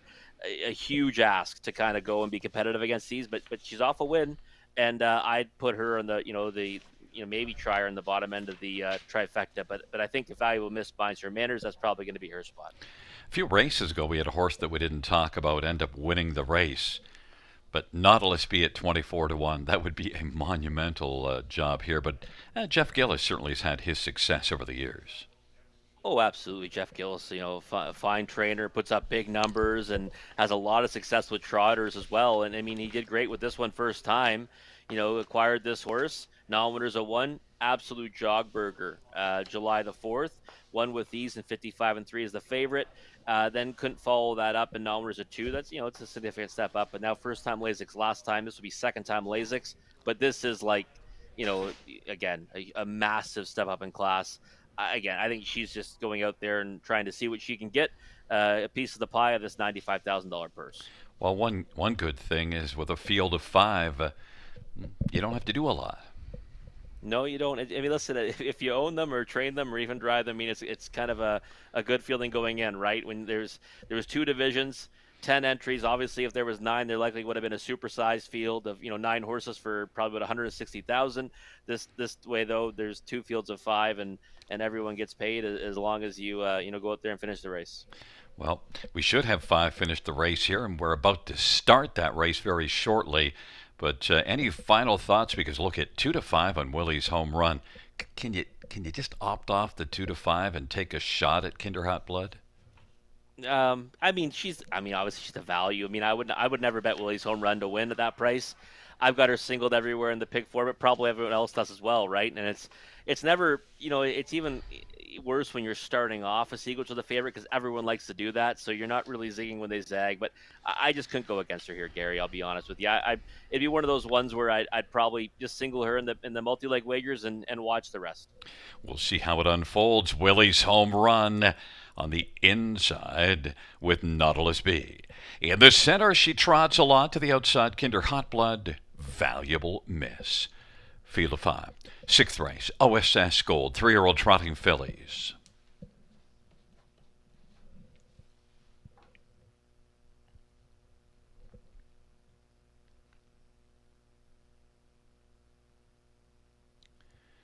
It's a field of 5 fillies in the backstretch, nearing the start.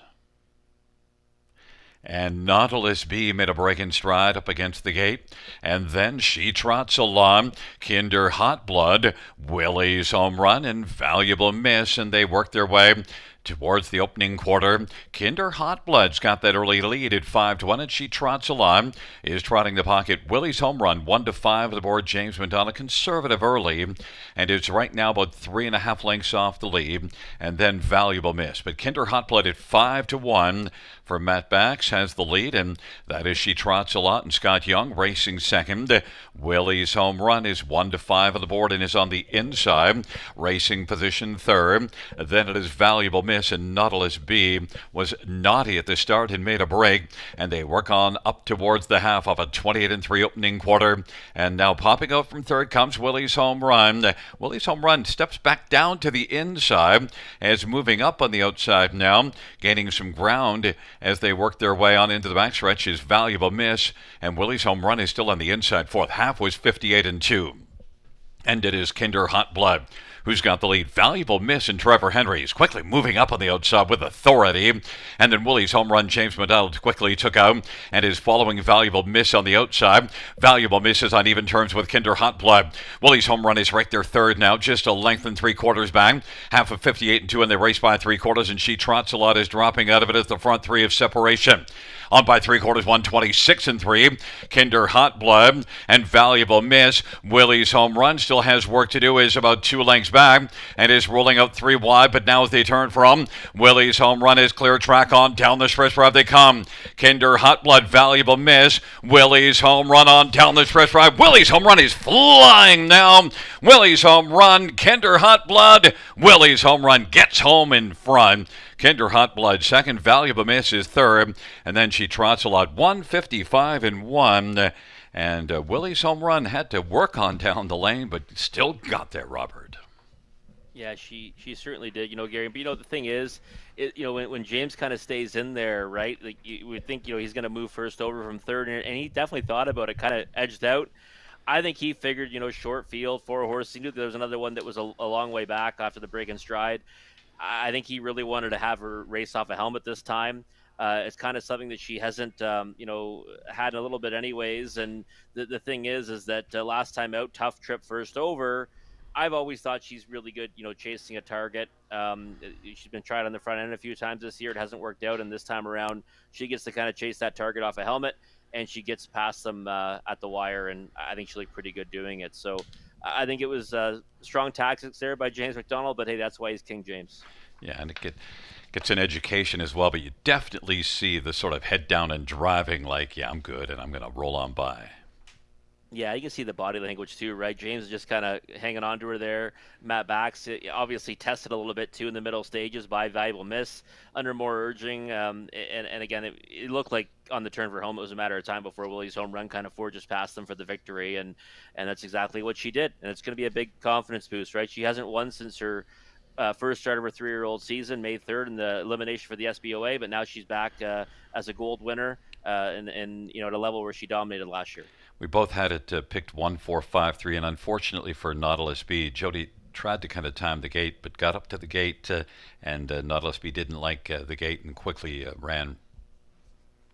Yep, no, has made breaks before. So I mean, again, but it's one of those things where this race kind of looked like it should be 1-4-5, right? They were the horses that have been racing at the gold level in that order too, right? And that's kind of how you just kind of nail the top four.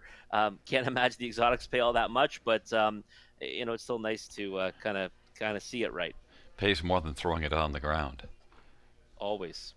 Back in front of us is number 1, Willie's Home Run. Willie's Home Run is a 3-year-old Archangel Brown filly owned by Dr. Sarah Gatchell and Jake and Reg Higgs and Yolanda Fellows, Robert Kyle Fellows, the trainer. James Madonna with the driving double. It's the second win for Willie's Home Run this year and the 8th win lifetime, 155-1.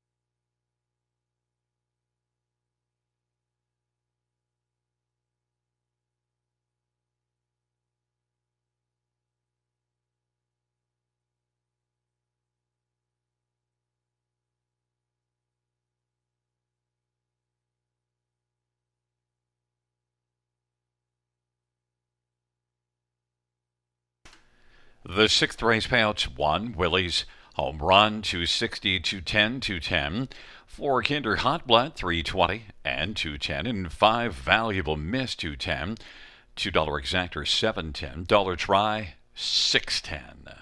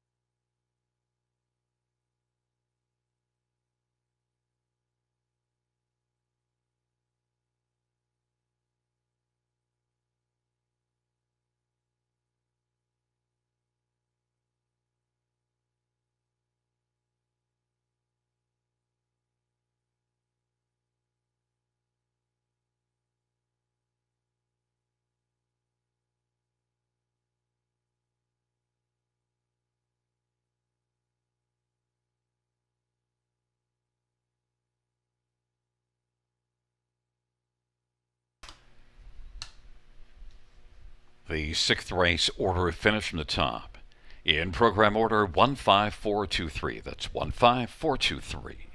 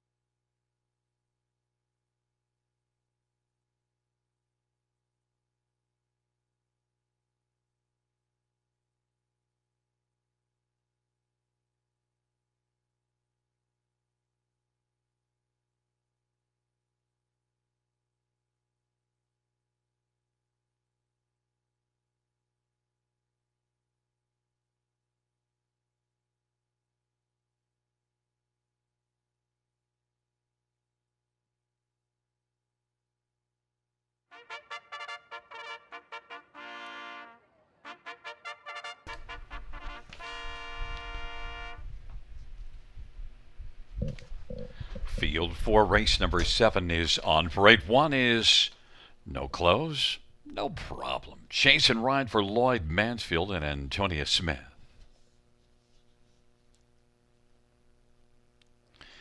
Number 3, She's Lawless, Tyler Moore for Shane Barrington and Max Staple.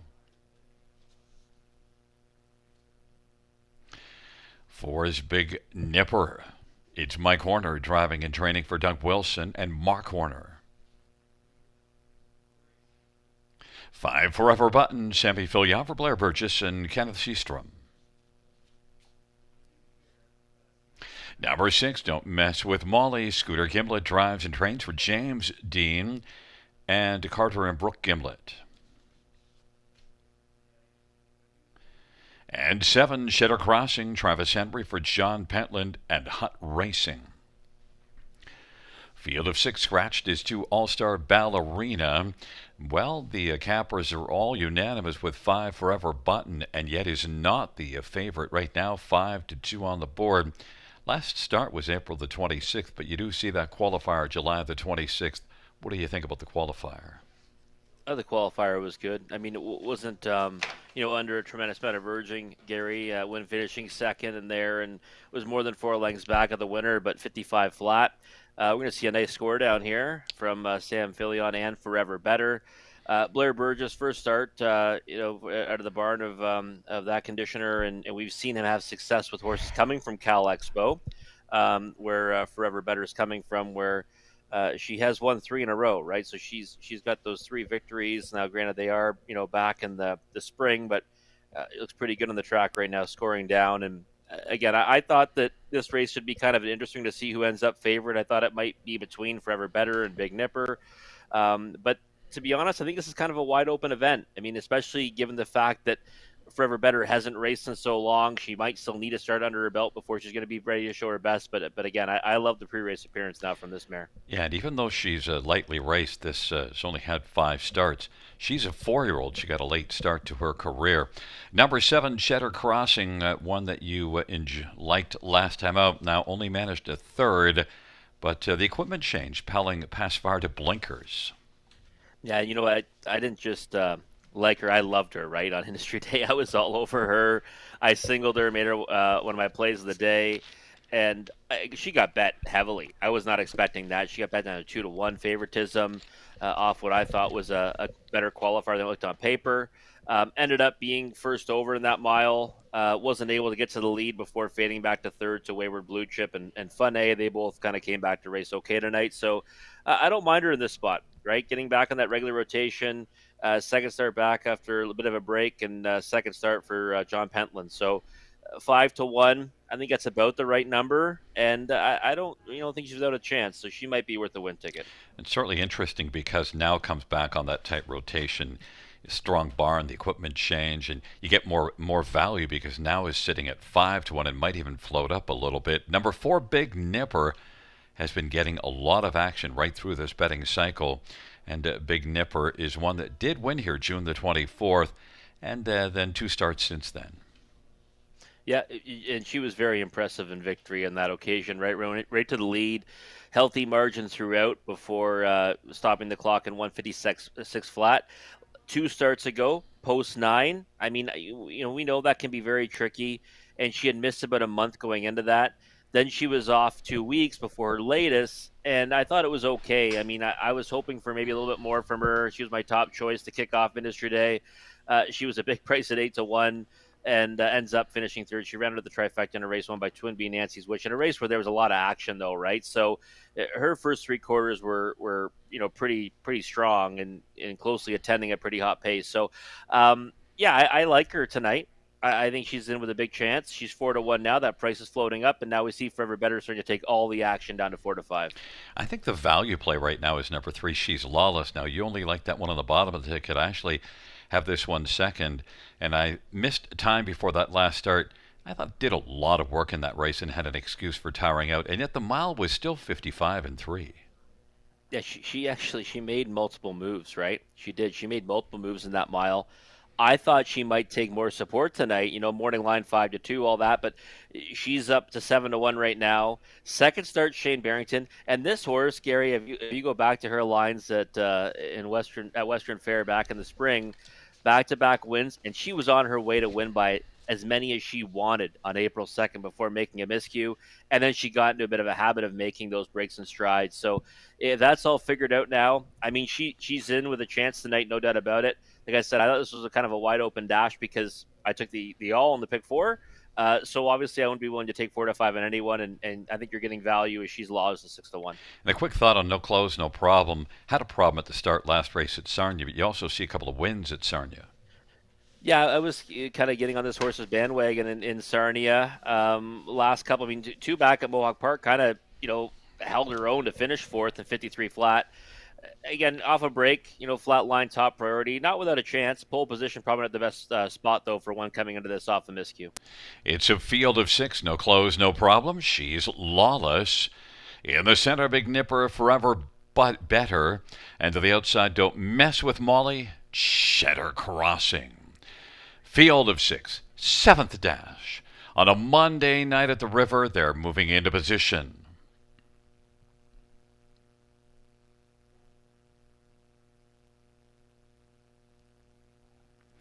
Field 4, race number 7 is at the start. And they're off in a break in stride from Forever Better.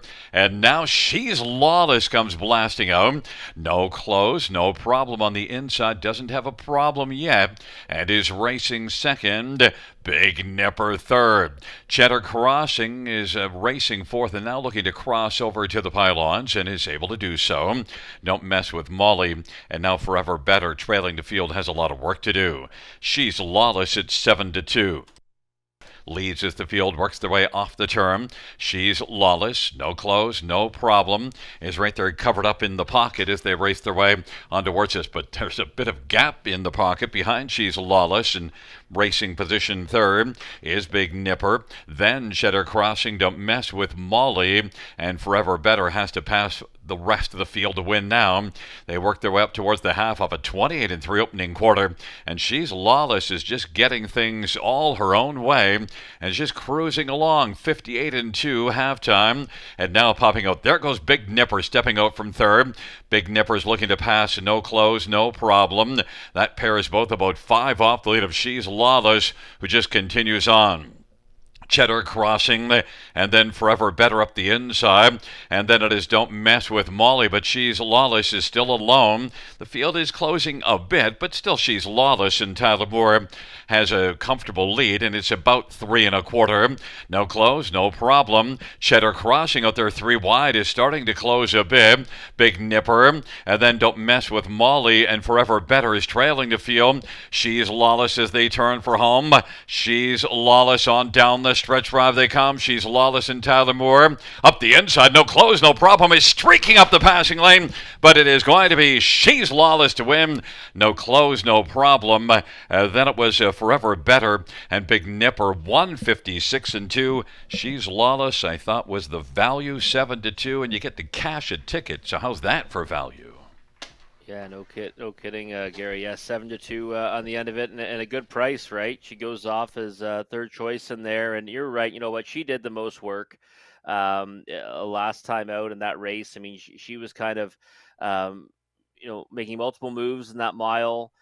She didn't sit for long before making a move again after blasting off the wings of the gate. She's the one who pressured the heavy favorite, the 2-year-old that was in that dash, and she faded out of it, but. Second start, Shane Barrington tonight gets to the lead, an easier trip, much easier go of it, and she wins with ease, Gary. So see Tyler Moore kind of just looking around here, not too worried about anything, and where No Close, No Problem with Jason Ryan cut out the passing lane there. It was never really in doubt. So much the best here, and at a good price too. And Forever Better, driven conservatively after that break, does scoot up the inside to get third. There will be the inquiry about the break of 5 Forever Better, but at least a recovery to pick up a third. Yeah, I think that's one we've obviously got to keep our eye on, right? Obviously squandered her chances behind the gate when she made that break in stride. again, after that, I mean, you said kind of handle conservatively, just trying to see what they can get a good third. And again, I think we'll see better things from her next time. But I think the key with She's Lawless was we saw a lot of effort of that filly last time out, and then the better post position, that effort translated to front end, and we do see front end further down the page back March and April at London. Yeah, and that's really why I should have probably had her pegged higher, right? Because I was very familiar with this horse, and she was on her way to an absolute crushing victory on April 2nd before she made that break in stride, and then she cost herself another couple of victories probably with those miscues. So looks like that's been straightened away, and now that taste of victory once again for She's Lawless should be bound for better things now. It's a 3154. Note the inquiry pertains to number 5, Forever Better, and that break in stride at the start.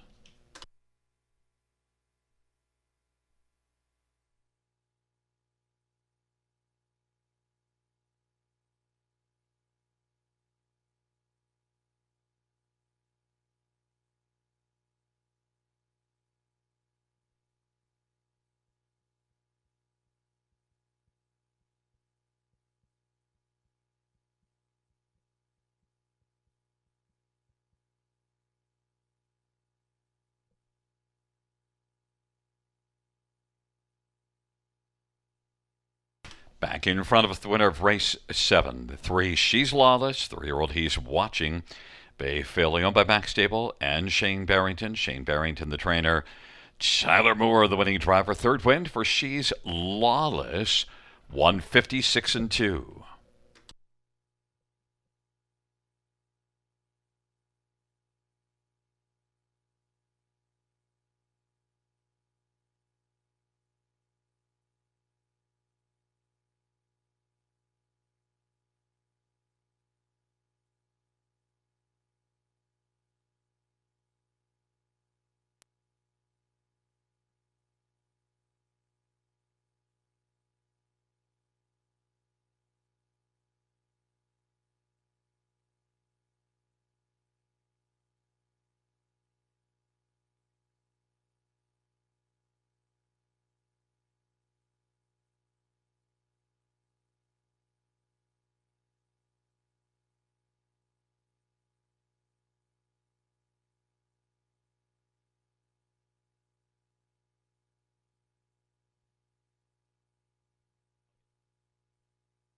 Fans note the judges ruling that 5, Forever Better, did receive a fair start and did not violate the braking regulations, will stand third. Inquiry sign off.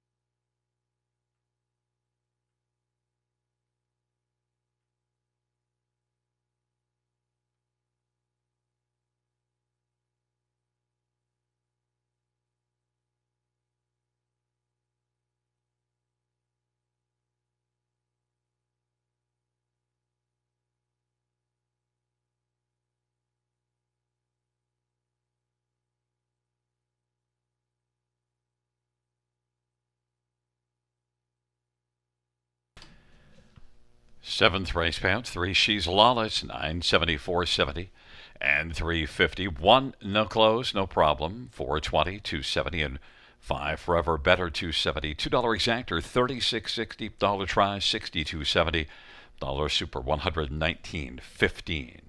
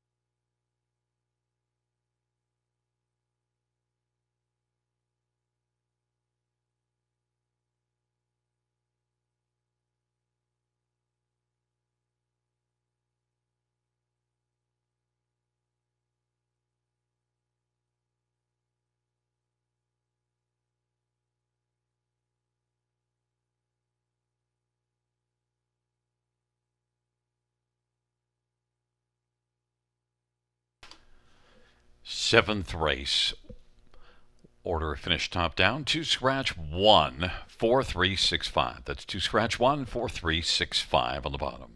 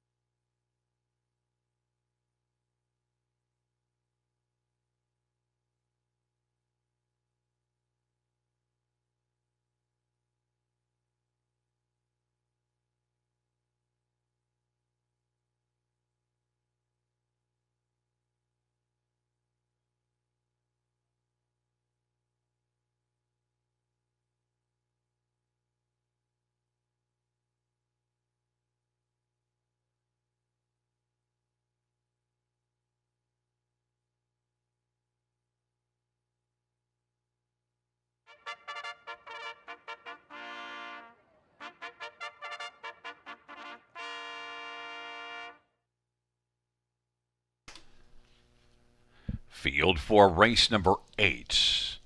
On parade 1, Wicked Words, Trevor Henry for Bill Budd and Hut Racing.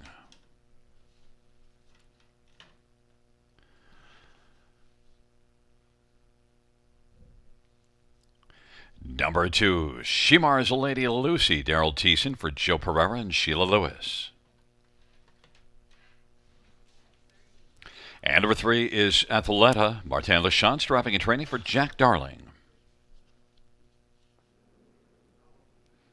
4 is Panthermonium, Travis Henry from Matthew Panos and Mataross Stables. 5 is Owen Legend, Chris Bush, drives and trains for Bernie Klaser.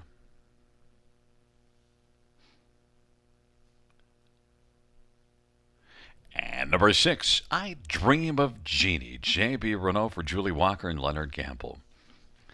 It's a field of 6 for race number 8. We'll stay right there with I Dream of Jeannie and J.B. Renault. And look, this is one that had the trailer post last time out, and we saw this one come on. Pretty decent effort to be beaten only 2 lengths from that trailer post effort. And then now this one sent up by Julie Walker's had some good success here this year. 3-1, not the favorite right now, but we're both on this one. Yeah, a lot of us are on this one, Gary, and I think she makes sense in here. The thing is, you mentioned Julie Walker. The Barnes won 4 of their last 7, with no worse than 4th in any of those efforts. So obviously the Barnes hot. I Dream of Jeannie been off about a month. The thing for me is that it might be a positive, right? Freshened up. And this is the right kind of group for her to, I think, step through and break her maiden against. I really like her chances in here. I think that she kind of has options off the gate. She's shown speed before from post 7, so certainly I think she's capable of going forward. But if she gets away, gets taken back to last, I think that she might be able to get the better of this group. It's only a 6-horse field, so 5-2 on the board right now. I thought she'd be the favorite. Maybe she still ends up the favorite come post time, but I was pretty fond of her and like her enough to single her in the pick 4. 57-1 back half last time out, mile of 56-2 overall. That compares very nicely here. Number 5, Oh a Legend, your second choice, 5-1. Off a break, but now comes north of the border. You do see some good flashes of speed, but has had a little bit of trouble putting it all together. Yeah, she's just. I didn't mind the lines down there. I watched a couple of the replays and didn't mind the efforts either. I mean, you see that 28-1 a couple starts ago over a track that was 2 seconds off, coming from 9th. I think you said last time made a break in stride, but now you're going to be first start for Chris Bush, who calls his own number in the bike tonight, and just one that I think might be able to take a step forward off those lines. And even if she doesn't, I think just maintaining that form puts her in the mix against this group. So she was the one that kind of intrigued me in here at a price, and she's taken support right from the get-go, currently at 5-1. Number 2, Shimar's Lady Lucy, is one that at 9-1 last time out. The last 2 races are interesting because before that, a couple starts that didn't show much, but the last 2 looked better and also kind of made a move around 3/4. Ended up tailing off a little bit, but still, after that 30-second opening quarter, the next 3 quarters, they're not too bad. No, they weren't. I thought the effort was okay last time in a race won by Wayward Blue Chip. She took support to 9-1 after being 102-1 the start before that from the 8-hole. And that one kind of caught my eye a little bit. I wasn't all that fond of her last time. I wanted to watch how she would come off that effort, and I thought she raced okay. 28-2 third quarter, was beaten just over 3 lengths, and again, she's one of the 3 2-year-olds in here, so half the 3 2-year-olds taking on 3 3-year-olds, and I think Shimar's Lady Lucy right now is an overlay at 9-1. Again, she was one that I thought was in with a chance. I thought she would take support on the odds board, not happening right now, and just sitting below double digits. I went to Wicked Words as my second choice after I Dream of Jeannie.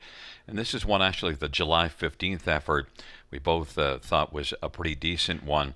Did not race as well last time, but the race went 3 seconds faster. And she actually paced her mile at 57-4. Just 2 starts, but Trevor Henry, Billy Budd on the inside. Maybe Wicked Words could bounce back and be a factor.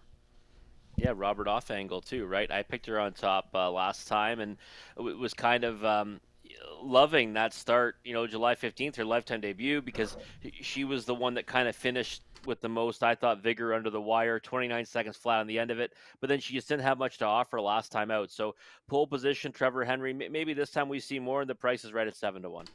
Well, the price is not right on our top one, number 6, I Dream of Jeannie, but I think she does look like the one to beat, and that's the way the tote board has it. It's Wicked Words and Shimar's Lady Lucy on the inside. Athleta, Panthermonium in the center. Oh, a Legend, I Dream of Jeannie. It's a field of 6. It's the 8th race.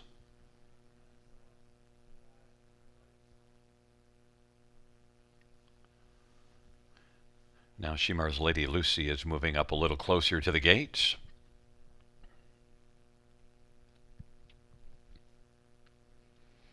And the field is nearing the starts. And they're off, and it is Panthermonium, Athleta, and Wicked Words, and Shimar's Lady Lucy, Oh, a Legend, and I Dream of Jeannie relaxed away, trailing the field, as right now it is Athleta at 17-1 who's got the lead, but Panthermonium has some momentum on the outside and is going to drive on. Panthermonium leads at a length, now a length and a quarter, and is just riding up on the outside, wanting to clear to the front of her Athleta, and it is Panthermonium still working on the outside is Athleta on the inside, as those two now are stride for stride as they race off the turn. And Wicked Words is on the inside, filling the pocket position. Athleta has issued the parking ticket to Panthermonium and Travis Henry. Wicked Words is third. Shimar's Lady Lucy is fourth. Oh, a Legend, and well back, I Dream of Jeannie has a lot of work to do.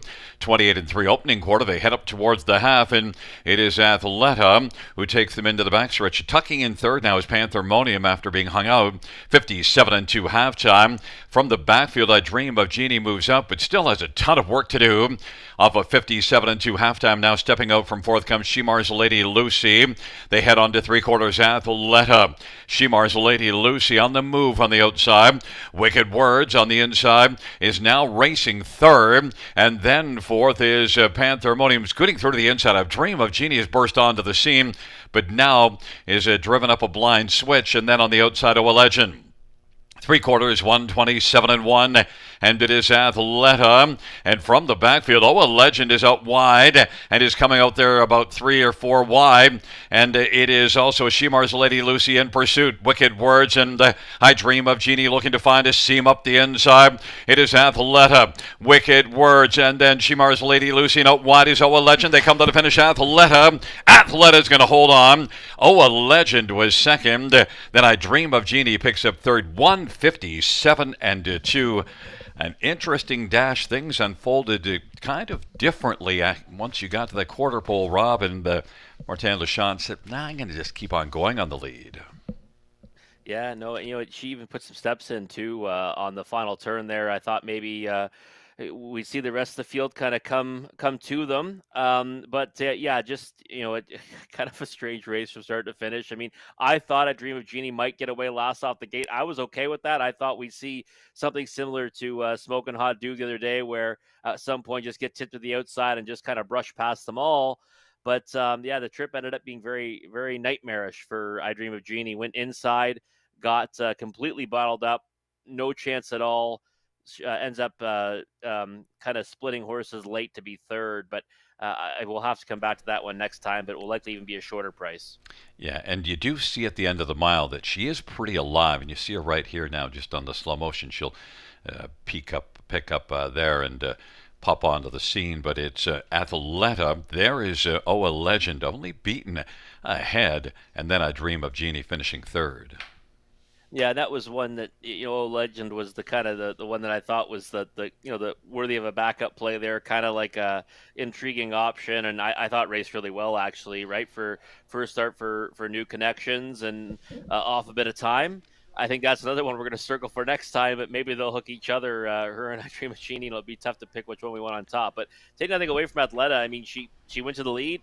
She parked out Panthermonium, who took a lot of support throughout the betting, and then just kept on trucking. So Martin Lachance, this is a horse here that started off her career first start grassroots. Didn't have much success. I kind of went back and watched that latest race at Georgia and just couldn't see enough in it to get me too excited. But I was hoping I'd see something there because I figured she'd be a price. But hey, if you backed her, you're getting the longest shot on the board down here. It's a 3-5-6-1 Athleta. And Martin Lachance training and driving. 2-year-old All Bets Off Bay filly, owned by Jack Darling Stables of Cambridge. First win for Athleta, 157-2.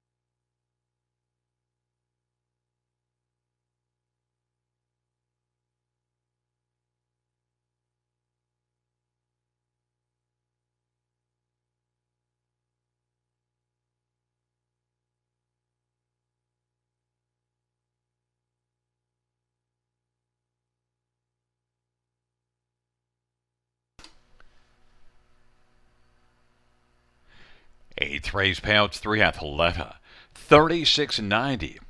13.90, 5.75, Oh Legend, 7.50 and 4.30, and 6 A Dream of Genie 2.10, $2 exactor 260.40, dollar try 302.30, dollar super 1,768.10.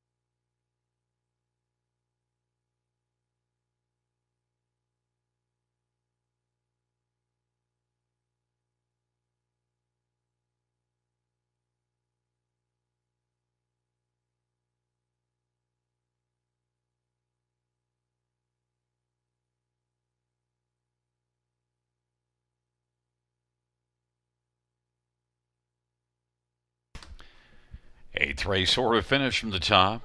461523. That's 461523 in the bottom.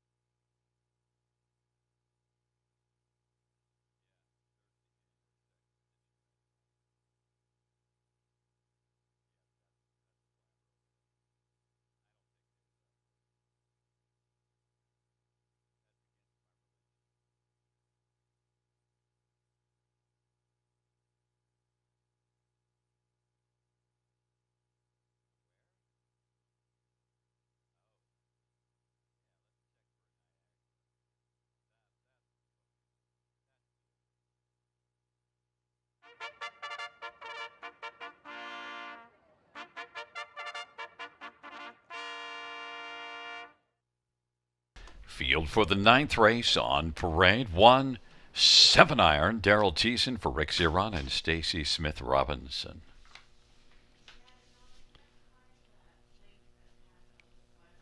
Number 2, Missy's Magic Man. Jason Ryan drives and trains for Ron Corbett.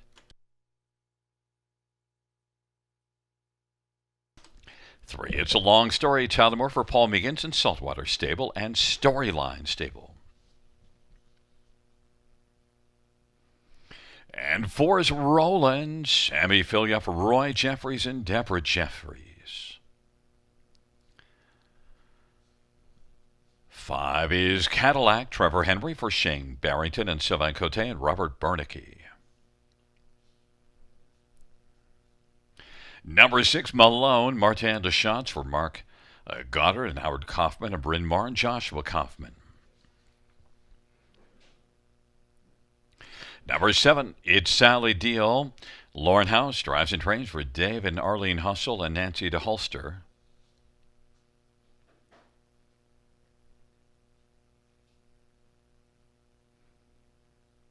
8 is Mass Attack. Curtis Clements for Peter Clements.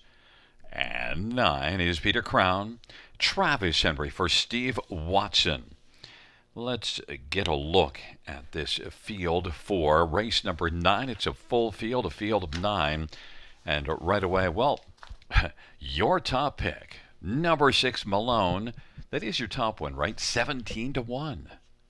Yeah, that's right, Gary. Yeah, we this was a race where I was going deep, right? I was taking the all button either way here. So if I'm going to take the all button, I certainly can't be picking one of the favorites on top. And I figured the 4 and 5 would be the ones that were going to take the support. But I thought this race was kind of a little more wide open than it looked on paper. You could kind of get the hot hand, right, coming into it with Martin Lachance winning the last race on the engine. And I just, Malone's a horse has kind of been, kind of in a fringe player knocking at the door. I thought the efforts were last time was better than the 2 before that, and the one that kind of caught my eye initially was the 3rd from Post 9 on July 15th. So figured we'd give it a whirl here with Malone on top, and again, if I'm taking the all button in the multi-leg wagers, I certainly can't be on a favorite here. Well, and certainly this is one of those fields where you probably don't want the favorite because in a bottom level condition trot, a full field, you want to get a price down, and Malone is giving you that at 15-1. Only beaten 2 last time out, was a solid. Look at number 4, Roland. There's some positives, but the main worry, I think, is, you've seen some breaks recently. Now, did get a flat line last time out. Yeah, and I thought the 4 and the 5 were the 2 logical ones in here, and ones that that merit the respect. And Roland's a horse that has a lot of back class, right? Almost 200,000 made, 8 lifetime victories, and I've seen her compete up the ladder at Mohawk Park, and obviously down in her luck right now, over 6 this season, just 2 on the board finishes, and like you mentioned, right, those breaks and the breaks in Strider are obviously a big time concern. Has that qualifier, then a clean line last time out against Prince Archie in a solid group in the class above this. But now, if she's asked to do more tonight, can she stay flat on her gate? That's the big question. So I think that to me, she looks like the most logical one in here to kind of emerge victorious. But I wasn't sold on taking anyone in here at a short price. Well, one thing, if you look at earnings per start, last year earned $2,000 a start. There's no one else in this field that was close to that last year. So maybe she just needs to get things going back her own way. Look at number 5, Cadillac is where I went to, and it's 2-1. But that last race, circling up 3 wide early on to make the lead and stuck around for a third. That was a very impressive mile. Yeah, from the dreaded 8 hole too, right? Not as dreaded anymore, but it's still a tough spot to leave from, especially when you get stung the way that he did. He ended up still getting to the lead, faded back to 3rd. Archimedes, Blue Devil. I mean, I was fond of Blue Devil in that effort, and Archimedes, we've always kind of liked that trotter, and he's proven to be a classy type when he minds his manners. That was for Richard Moreau. Now to the barn of Shane Barrington. Missed a bit of time between starts, but I never really mind that when they do kind of end up with new connections, a little more time to tinker with them. And Cadillac, I mean, to me, his biggest asset against this group, I look up and down the page, I don't see a tremendous amount of speed. he leaves from a good spot to blast off the wings of the gate. He probably is the one to catch, and 5-2 is probably a fair price on him. Again, like I said, I can't really side with favorites when I'm on top when I'm looking for a bombs away winner and using an all in the pick four. But I do think Cadillac's in with a big chance. One bombs away winner that would be here is 3 It's a Long Story, 14-1. This is one that drops substantially from the non-winners to 3. If he can stay flat, he's got a shot. Yeah, he was a horse actually that I was picking frequently on top at the raceway at Western Fair. The thing is, yeah, he broke last time out. He's a horse that he's at his best when he's such a trip and just kind of gets asked for one brush. If he does that tonight, I think he can make his way onto the high five. And another one that we both used on our ticket is 7 It's Sally Deal, but has been off a while, but is down in class and certainly could be the real deal here if ready to rock. It's 7 Iron Missy's Magic Man. It's a long story on the inside. Roland and Cadillac in the center. To the outside, Malone. It's Sally Deal. Mass Attack. Second tier, Peter Crown. Field of 9. Race number 9. They're into the backstretch. Gathering speed approaching the start. 9th race trotters. All in position. They're at the start, and they're off, and it's a long story. Well, it's a short story tonight. Off stride early, Missy's Magic Man and Roland. Then it is Cadillac and 7 Iron. Then it is back to Peter Crown and Malone, and further back it's Sally Deal, and Mass Attack is trailing to field, but it's Cadillac now who's coming on. Cadillac is able to come on and clear to the front for Trevor Henry. Missy's Magic Man second. 7 Iron is racing position third as they come off the turn, and then Roland is currently rowing fourth as they work their way on past us and rolling towards the half. Then back there in fifth is Peter Crown in front of Malone, who is sixth. Then it's Sally Deal and Mass Attack, and it's a long story with that early break is trailing 27-2 the opening quarter, and it is Cadillac right now freewheeling it on top. And Cadillac is cruising and is right now leading by a half dozen lengths. Cadillac fell down to 4-5 on the board. Missy's Magic Man and 7 Iron, and Roland is still rowing fourth and is in front of Peter Crown and Malone, and it's Sally Deal. Cadillac is getting away off a half of 56. It is Cadillac and Trevor Henry in a hurry to get his work done. And then off stride, Roland broke, and 7 Iron now is second as they work their way towards three quarters. 124-2, a 28-2 third panel as Cadillac just continues to drive on. Cadillac and 7 Iron. Malone is moved up to take over third. Then Missy's Magic Man, and it's Sally Deal as the field turns for him, and then Peter Crown, but it's all Cadillac. And Cadillac is just cruising now. Has gone on the field. Cadillac crushes them.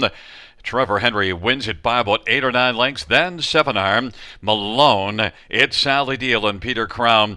156-2. Rob, you didn't want to take a favorite. Well, you would have had to take the favorite if you wanted to have the winner.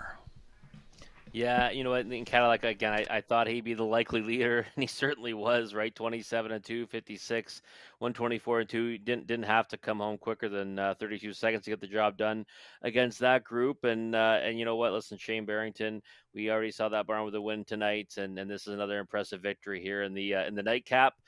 You know, listen, Roland made that break in stride. I guess it was kind of asking too much to try to beat both the favorites, and Cadillac was just too good for them. But the 6 Malone ended up racing okay, was a decent third at 20-1, and you know what, this is going to be a pretty good ticket underneath. So maybe I am regretting a little bit not going to one of the favorites here, because this high five is going to be a pretty good payout when you get one of them off the ticket, right? One wins, the other one misses completely. And I should mention inquiries pertaining to, first of all, 7 Iron coming to the finish in a possible break, and then also looking at 9 Peter Crown with a break. So 1 and 9 are the inquiries. But while there's no inquiry on who was the best in there, we saw Trevor Henry just get his work done early.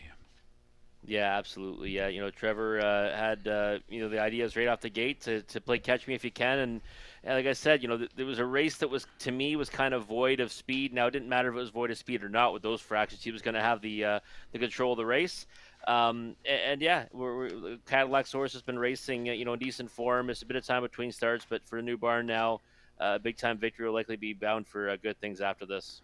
Well, Trevor looks rather happy and enjoyed that ninth race, and that's probably the most fun you can have as a driver is just go to the front and say, see you later. Oh, absolutely, yeah. And listen, Trevor likes to do that, right? TH to the front's his X handle. It is a 5-1-6-7-9 top five. We'll talk to you Wednesday night, Robert. Looking forward to it, Gary. Back in front of us is number 5, Cadillac, a 5-year-old by Tad the Stud Brown Gelding. Sylvain Cote and Robert Bernicke, the owners, and Shane Barrington, the trainer. Trevor Henry, the winning drive, 5th win this year. And it is the 9th win lifetime for Cadillac. 156-2.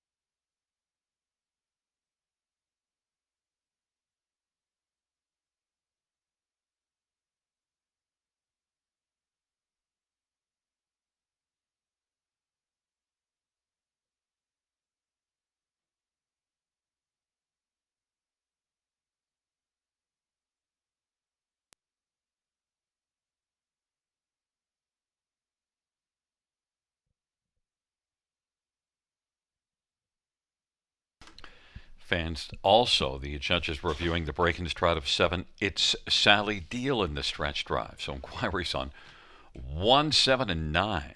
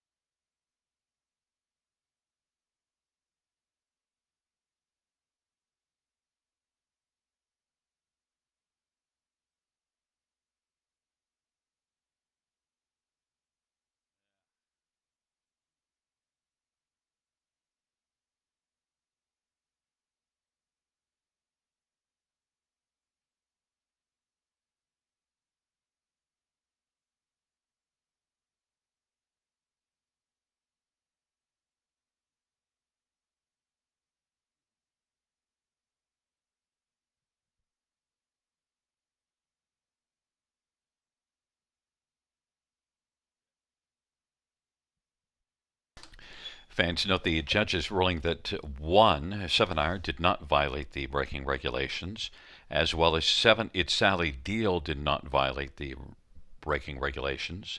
Judges still reviewing 9, Peter Crown.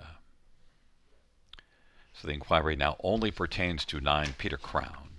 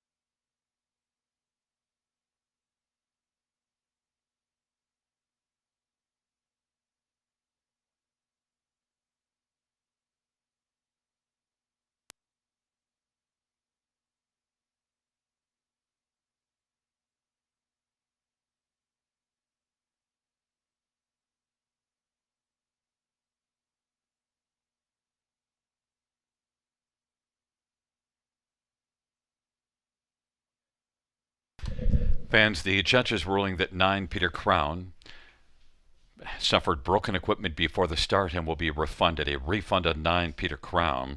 Note that number 2, Missy's Magic Man, will move up to be 5th for the Super High 5. 51672 will be the new top 5. Refund 9 Peter Crown.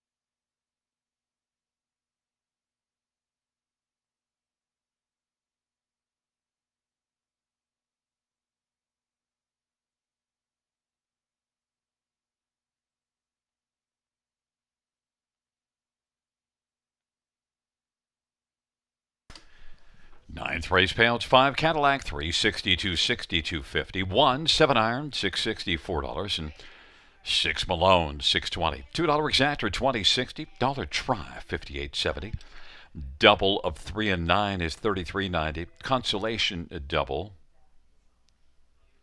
correction the consolation double is the 3-9 $33.90 double of 3 and 5 is $82.20.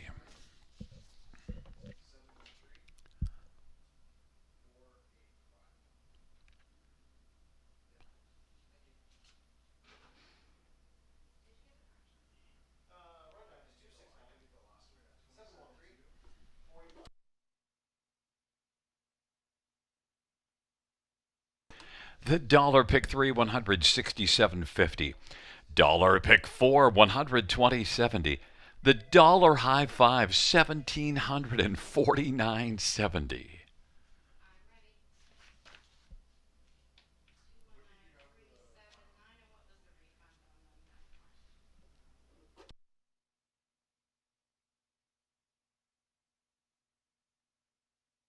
Note the 20-cent high 5 was 349.94.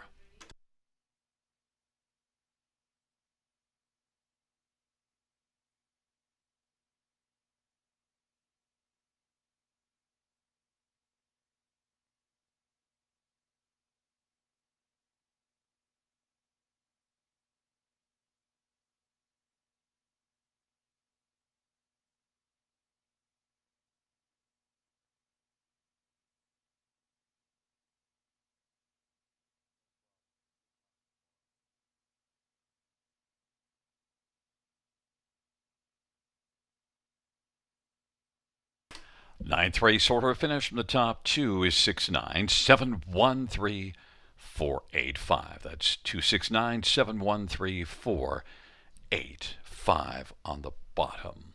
Fans, that concludes the live harness racing program for this Monday evening. Action resumes on Wednesday, our first dash on a Wednesday night, 6:30 p.m. Buenas noches, amigos. Good night, everybody. Good night, Casey. Good night. night, Gary.